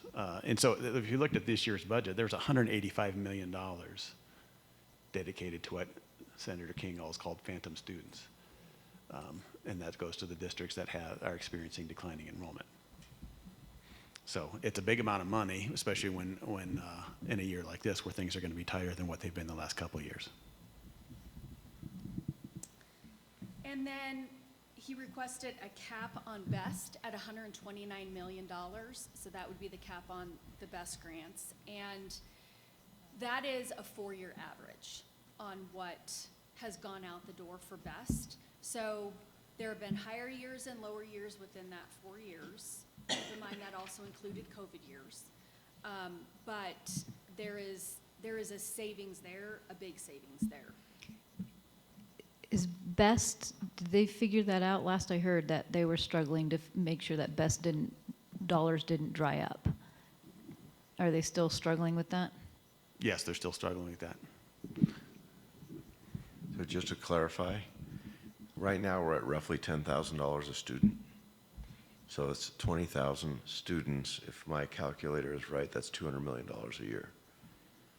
So that's the impact of what Amy's talking about, to move from the 4-year to the 1-year count, right? So that's $200 million is being paid for those phantom students. So it's significant, right? That's almost 4 times Well, our yeah, annual. I said 185 Yeah, was this year's budget. right, And so, and to be clear, we're receiving some of that. right. Now, we're not. Ours are we are quite minuscule. Yeah, we are technically declining, but not as literally declining as many other districts are that are receiving the bulk of it. Right, the more densely populated areas are experiencing more of that. Right. But then the other piece is just as a clarification, if I remember correctly from Mr. Ridgway, in the current fiscal year, local shares went up because of property valuations, right? Everybody gets that. State share went down, but the state didn't collect less money. They get refunded it back. Well, that's one place, but the Department of Education didn't get less money. If I remember correctly, that went to pay down the budget stabilization factor piece. Is that correct? Yes, that was part of it. So in the current fiscal year, those funds were returned theoretically to us and our peers, right? Mm-hmm.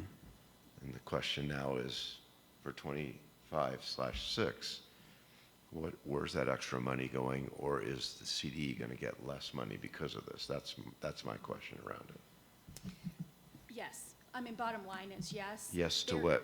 That CD is going to receive less, and I'm going to get into that. Okay, There is a commitment from the governor, as well as the legislature, and specifically the Joint Budget Committee, that the budget stabilization factor will not come back. They are very, very committed to that. So, you know, let's hope that that is true. They will make cuts in other places, basically. So let's move now to the CDE briefing, which was, like I said, it's still going on. So the budget, the state budget itself, we are going into the year at approximately $950 million down. And that is just keeping current obligations and so current law, as well as caseload and inflation. So caseload has gone up through Medicaid caseload, as well as inflation. And inflation, the inflation number right now that they're going with, JBC and the governor, is 2.5%. So when you're looking at your budget, 2.5% is what is the theme that everybody's going with. So 950 million, that's a lot of money. $1 billion is a lot of money. And just again this morning, every single day, the chair of the Joint Budget Committee says, everything is on the table for a cut. It doesn't matter if it's 65,000 or it's hundreds of millions. Everything is on the table. And he said, I know departments are listening. Every department, every lobbyist needs to know everything is on the table. So just have that filter as we go through these things. just so we can put this in perspective, is $40.6 billion the current state budget? Yes, So 40.6? 40.6, the one that was Yes. signed in April? Yes, Okay. So obviously, 1 billion on 40 is roughly a little over 2%, right? 2.5%? And so if you're saying inflation is another 2.5%, which is the cost of doing business, that's a net 5% in terms of buying power, right? So if we bought 100 widgets with our $40 billion in this school year, or state budget year, frankly, we would only be able to buy 95 widgets next year. That's the point. Okay, keep going. So everything is up for a cut. A theme throughout the briefing. So this is where CDE presents their wish list. That rolls up into the governor's. So it's part of the governor's budget proposal because all the departments are underneath the governor. And then the Joint Budget Committee hears from every single department. So this is the time for the Joint Budget Committee to hear from the Department of Education. This is not school finance. This is just what the department is in charge of. The school finance formula is outside of the department because it's its own formula, and that briefing is still to come. So a theme throughout was, how do districts feel about this? Every request, they're called like R1, R2, R3. When I got out of the car, we were up to R29. So, and 28 of those were increases, or 27 of those were increases, and 2 were cuts, were decreases. So, a lot of things that they want aren't going to get funded, period. Okay, new grants, any new grants are a no-go. Right. So any bills that come forward that are asking for more money, whether it's grants or just flat out general fund, are a no. Representative Byrd, who was the chair of the Joint Budget Committee before, she is a huge advocate for K-12 education. She's done a lot with BEST. She's done a lot with CDIP, those kind of programs. She said today that she is a hard no on any bill that, any grant bill that will come before her. The chair of the Joint Budget Committee was interesting, and he's the one that said, you know, everything's on the table. He said, every bill will go through appropriations, and it's up to Appropriations Committee to make that decision, but there is no money. And then there was a chirp on the side from another member saying, so it'll just die there. It'll just waste our time in Education Committee and Appropriations Committee. So that's, it's a very aggressive stance right now that the JBC is taking. Efficiencies for districts, no unfunded mandates. So there were a couple requests that dealt with data and the data pipeline and how much information is being reported into the data pipeline that isn't being used. And the department wants to study that and see if there is a better way for districts to report data and then for the department to capture and be able to utilize that data. Just to study that was $200,000. And that rolled on to another question of, so just to look at something, it's $200,000. And then they come back and say, great, yes, this is going to be good for districts, this is going to be good for the department. Well, how much is it going to cost in the out years to actually implement that? And they asked the department, and all departments actually, to look at that, and they want to hear from the departments the answer to that question for all of their requests. It might only cost $65,000 this year, but what is it in the out years? What is it going to cost us if it comes back and says, yes, this is a good idea? Now, when it comes to data, it could be a positive by saying it might cost us $2 million every year, but it's going to save us $12 million in district time, personnel, and resources. So that is a good trade. It doesn't mean that everything is bad in the out years, but they need to see what the ROI is on looking at and studying these things. They will be looking to eliminate programs that are not being used. So during COVID, there were a number of grants and a number of programs that were cut or even brought to zero. And then they were all restored when we got outside, when we got through COVID. So if there are grants, and Brett and I have been texting this morning about the grants that Lewis Palmer receives, and there are a number of them. If any of those grants were cut during COVID, those are the first ones that are going to be looked at. So just keep that in mind. And this goes back to the idea of equitable funding for the state. There are only about 30 3 districts that are getting grant dollars, and the rest are not. Whether they're not receiving a grant after applying for one, or they flat out just don't apply. Center School District, 25% of their total budget comes from grants, state grants. So some districts are really aggressively going after grants, and some districts, they just don't have the capacity to do it. So that rolls back into the conversation about that's $77 million that is being funneled into 33 districts, and it's not equitable across all districts. Like I said, capping best at 129 million. And when we look at grants, the total for grants is 77 million. There's 75 grant programs, and it totals 77 million. So it's not billions, but those grants are significant to the districts that are getting them. So and I'll get the information from the district of which ones, because we have to go into protection mode and prioritize which of those grants. For us, for state grants, it's about a dozen. It's about $1.5 million last year. So it's about 3%. Yeah, so a piece, but again, not a killer if it all goes away in theory. Right. But it would have Is to back. is it called Center School District? Yeah, They're very exposed. they are. Yeah. And there are a number of districts that get 5 or more grants. So, I mean, it is so concentrated out of those 33 districts that there's a number of them that are getting 5 or more of the 75 grant programs.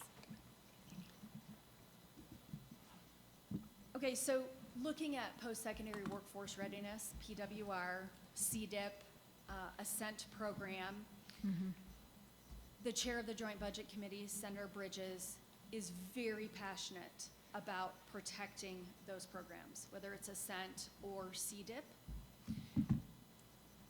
He has some ideas of how to move that money. There's also a categorical for career and technical education, and categoricals are more protected than its own line item. And so I know there are groups that have been lobbying him to move the Ascent and CDIP money, particularly under the categorical, so that it's saved. And he said again today, he believes that every student should come out of high school with either an associate's, a certificate, or an internship, so that they are ready to go into the workforce. I have a quick question for our team. I know some of our students have, some children that live within D38 boundaries transfer to an Ascent program. Is that full funding or is that half funded? Is it full funding? Okay. Yeah. It's a small number, but we do have students participating in that program, and we are also relying on the CDIP funding that Amy mentioned. Thanks. I have a quick question. Is ILAP considered a categorical funded grant? Is that something you could look into? I don't think so. For us? No? Okay. I don't think it's categorical, no. Okay, so that would be another one that we highly depend on. Yeah. Well, that's good. Is that a CTE program? Yeah. It's a post-secondary workforce Post-secondary, readiness. okay. Okay, so are there any questions on the budget? Tons, right? Of course. Yes. The big picture is, the big picture to take away from the governor's budget is really what is the total revenue picture of the state. There'll be a lot of haggling in between and, for the pieces, but he's not going to be wrong about total state revenue. I have a question. So one of the priorities, the 2025 platform priorities with the Colorado Association of School Boards, and me personally, honestly, to be quite frank, is full funding of the Individuals with Disabilities Education Act. Is there still, there's been momentum and push forward to try and fulfill that obligation. Do you know if that's still on the table? I don't think increasing funding period anywhere. Okay. I think that that is a place, though, that will not get cut. And if you remember, Senator Zenzinger worked really tirelessly her entire legislative career to continue to bump up that funding, and it's in a categorical. Okay. So it's definitely more protected course. because it's in a categorical. That's right. We also had a priority to see whenever a new bill is introduced and we see all these, when we look at what's going to be the financial. Fiscal notes. Yeah. Yep. The fiscal notes, and so often you see no fiscal notes attached, where there's obviously going to be fiscal impact. And so that's something that's been very important, that legislators not vote yes unless there's a fiscal note attached, and then take deep consideration of what that fiscal note is to decrease those unfunded mandates that we see on school districts, and to put the local control back to the local control. So I didn't know right now we're at the JBC, we're not there yet, but that was something that was important to us. That I think you're right, and CASB is right to be pushing on that. And the fiscal note process is really interesting. So you have a bill, and usually once it's finalized in drafting, it is sent out to the department. And when it says there's no fiscal note attached, it's because there's no state fiscal note. It's not a hit to the state. And there is a push, and I believe this is part of the CASB push, that when bills that impact counties, because counties are quasi-state entities, a fiscal impact is attached to that fiscal note if there is a county impact. And so there is a push that for school districts, that a fiscal impact is included on those fiscal notes. I think we are in a good year for no unfunded mandates. And that goes back to the conversation, or the comments that, I think it was Senator Bridges, where, let me just check, where he said, the theme of, what do districts think about all of this? And that started in the context of turnaround schools, and the department has money set aside for consultants and how to help turnaround schools. And there was big pushback on that, which is there are districts that are succeeding that look just like districts that are in turnaround. Why are those districts not learning and talking with each other? And they specifically said there are 3 education associations. What are the associations doing to help districts that are in turnaround? So that was putting the associations on notice, too. Okay. Any more questions on that? one more question. Okay. Do we think that we might actually be able to see them have their recommendations sooner and have the SFA adopted before 21 days, or no? Are we still going to, nope, okay. No, I think that we'll see, so the budget usually runs, so the Joint Budget Committee is finished with it, and it moves into the first chamber the last week of April. And then and then it finishes the first week of, the last week of March it starts, finishes the first week of May. But the chunk of money for school finance is in the budget. Right. So we usually have a really good idea. We usually know this is what's in the budget. And it could move up or down, but as you're building your budget, we're going to know that here's the chunk of money. And then you have School Finance Act that runs after the budget because the budget says this is how much money. I think that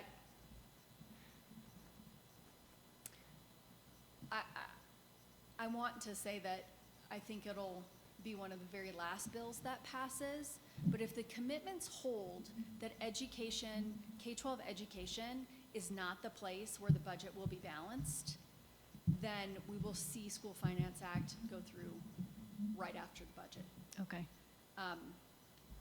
right now that's what they're saying, is that K-12, at least the budget stabilization factor won't be brought back. But it's still a huge chunk of the budget. Education and healthcare and human services, those are the two big. And for the first time, the 24-25 budget, the healthcare budget, has eclipsed K-12 education because the Medicaid caseloads have gone up so much, and it's hundreds of millions of dollars. That is a big part of that $950 million. It's like $400 million of it is that caseload.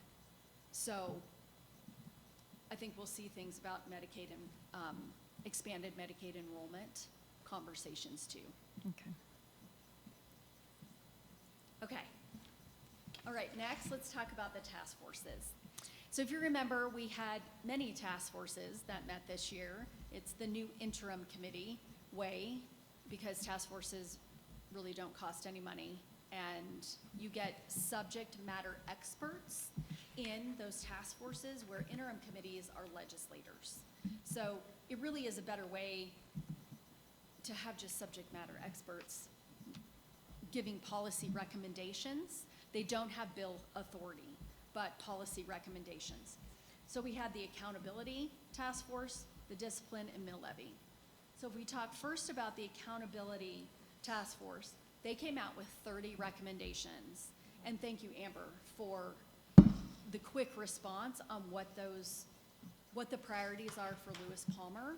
And I mean, it's really great, because I've put into a spreadsheet what are the themes that I'm hearing from other districts?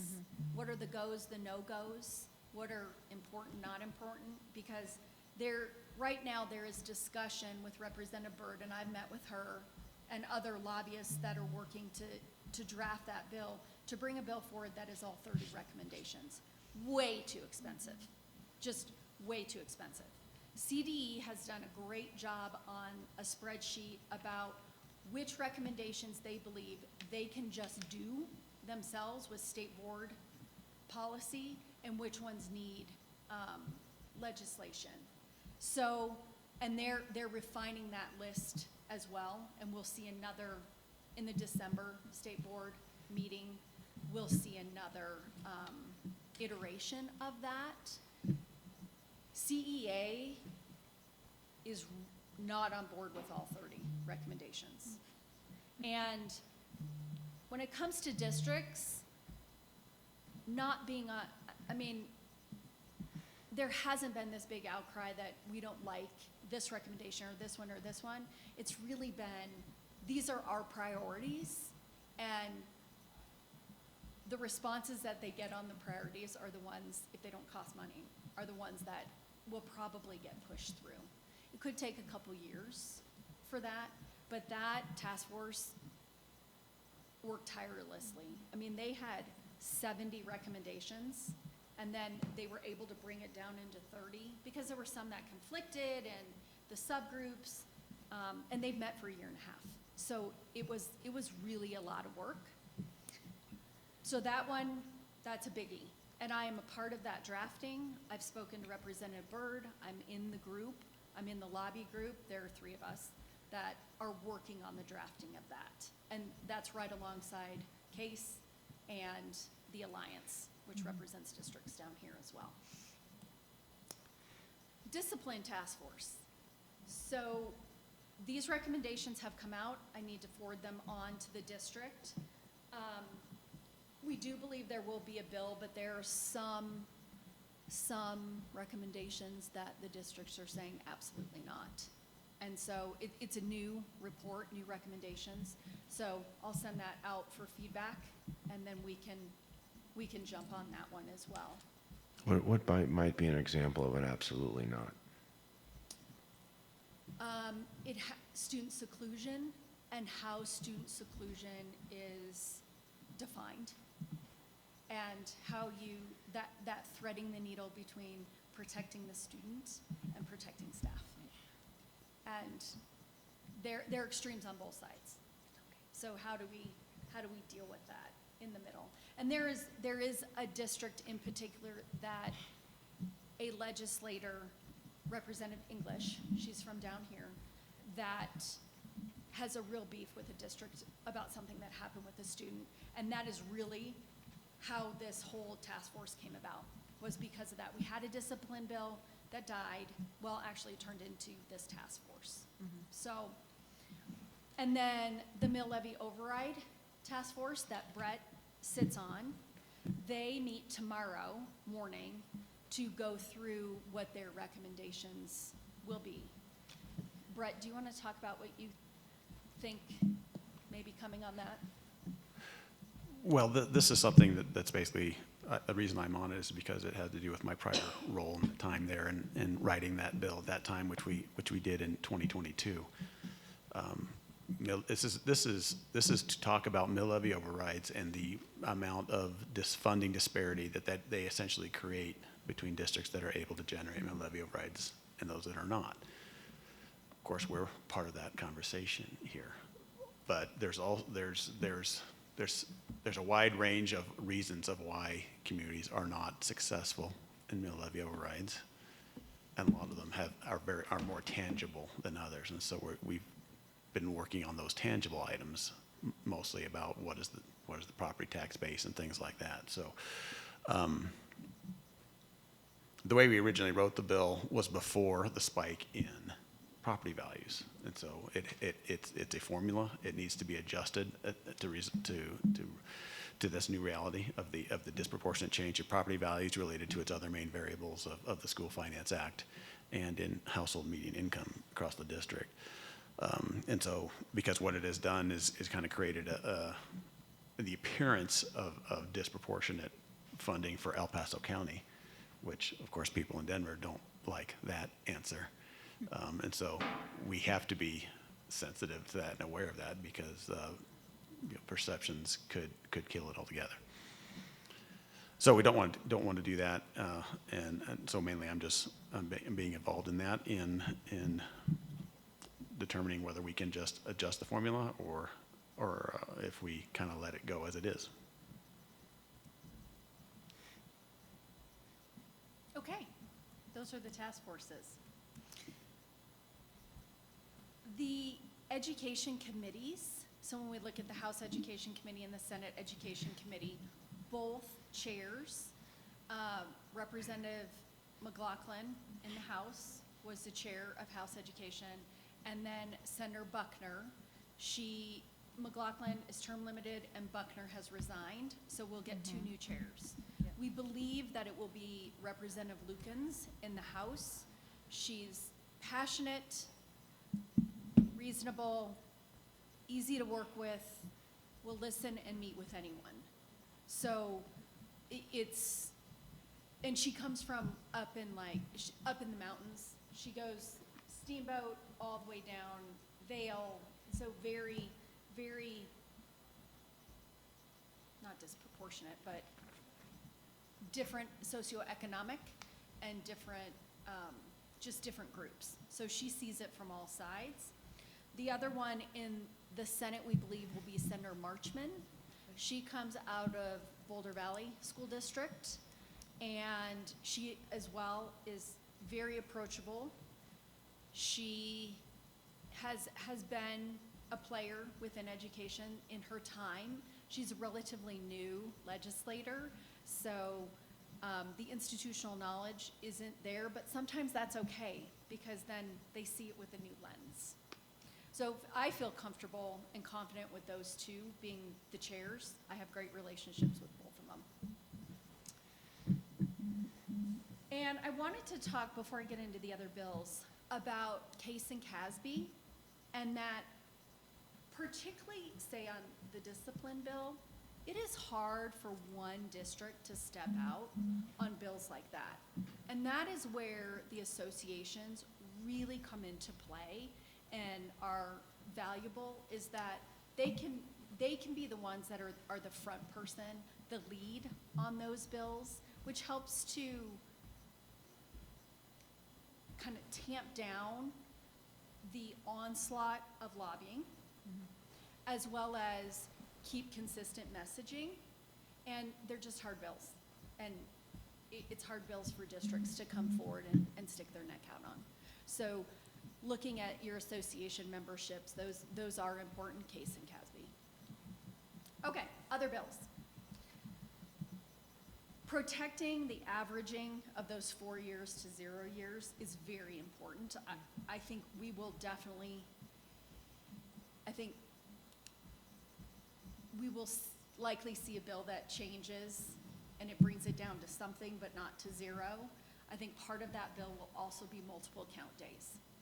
And some districts really like multiple count days and some districts don't. Districts that have students, high movement of students throughout the year do not like multiple count days, but districts that receive those students want another count date in the spring. Then how long you can bond out on vacant land. Right now, it's 10 years, and the bill would take it to 20 years. Wow. Is there a reason for that? Just districts aren't building on their land, and with the economics of it, they want to have a longer runway to be able to be on do work on that land. It's vacant land, though. Yeah. Vacant. Yeah, buildings. Yep, You can got still it. do longer already. Okay, public, Where a building's torn down and qualifies as vacant. No, when it's, or it could be that, but it's really about acquiring land. It's not acquiring, not. Yeah, we haven't purchased land. okay, public school third-party contracts when regarding accessibility, the website accessibility, you know, that has been very costly and difficult for districts, and their reach goes only so far with their third-party vendors. And so the bill would talk about standard language in those contracts, and if your contract has that standard language in it, then the person that is on the hook is the contractor, Right. not the district. Yep. We just had that conversation. Para and paratransparency, and that their boards should be, or their meetings should fall under the sunshine laws, and they don't right now. And so there are meetings that are happening that are not open to the public, and nobody can attend those meetings. So we'll see a bill on paratransparency, and that one is really being pushed by CASE. And has great sponsors. Yeah, okay. That's it. I'm sure we'll have, you know, so many more bills, but we'll also have fewer bills this year because anything that requires money, we'll have a very hard time passing. We'll have statement bills for sure, coming from both sides, that even though it doesn't get funded, who voted for it in committee and didn't vote for it in committee, you know, we always have those bills. So we will likely see a lot of bills get out of education and die in appropriations, just like Senator Bridges said. Excellent. Do you guys have any questions? No? And just for my fellow board members, with the CASB's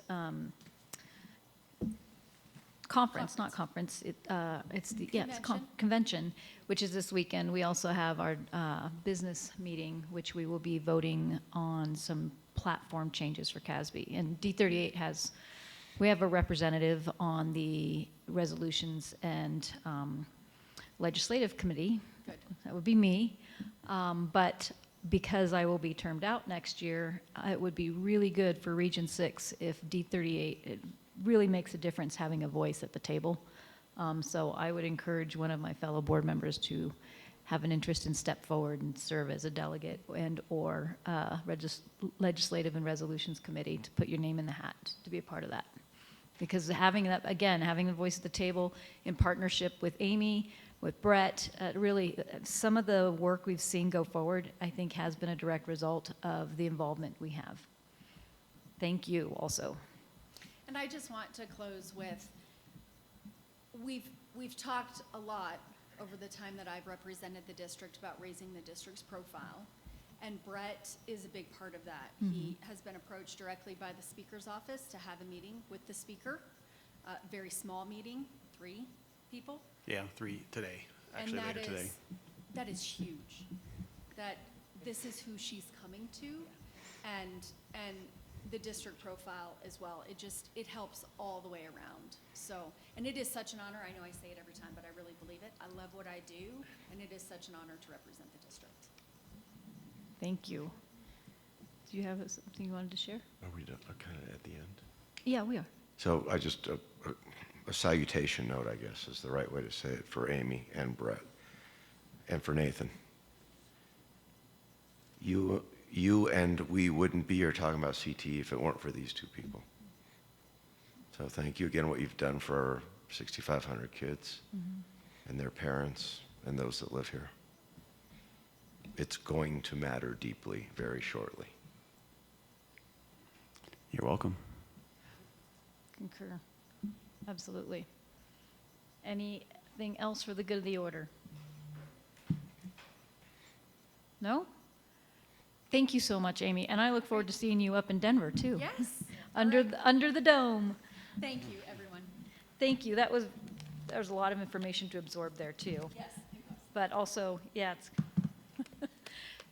real quick, actually, I don't know, before Amy takes off, or Brett, there's 7 school districts with the new school formula, as I understand it, 7 school districts that will not see their funding increase the same rate as much, I guess, as other districts. And if I understand, we are one of those districts. Is that correct?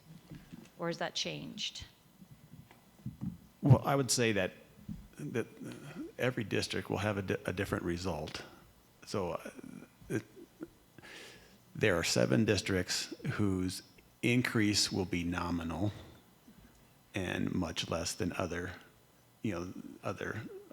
districts. And yes, we would be one of those. Our funding would still increase, just not to the same level. Gotcha. Yeah, okay. And there were also districts that got a bonus, basically because their declining enrollment is so great that they were getting a bonus, and that is how they got on board with the policy in the end, which secured votes. So the speaker is also very interested in making sure that it's a 20% rollout and keeping some type of average, rolling year average, because that's what got those districts on board. Okay. Well, thank you so much. And I know we're over time. There's always so much that we get to cover in our work sessions, and there's so much good, valuable information. But if there's not any quick comments for the good of the order, then I'd like to adjourn us so everybody can get on with their other commitments. Anything else for the good of the order? The order's good. Good information, so thank you guys. The order is good. The order is good, and we are adjourned. Thank you. And what is the current time? It's 11:31. I got it too. Just hang in there. Patty, did you get a chance to read this? You know about airborne? This is from one of our principals. One of our principals.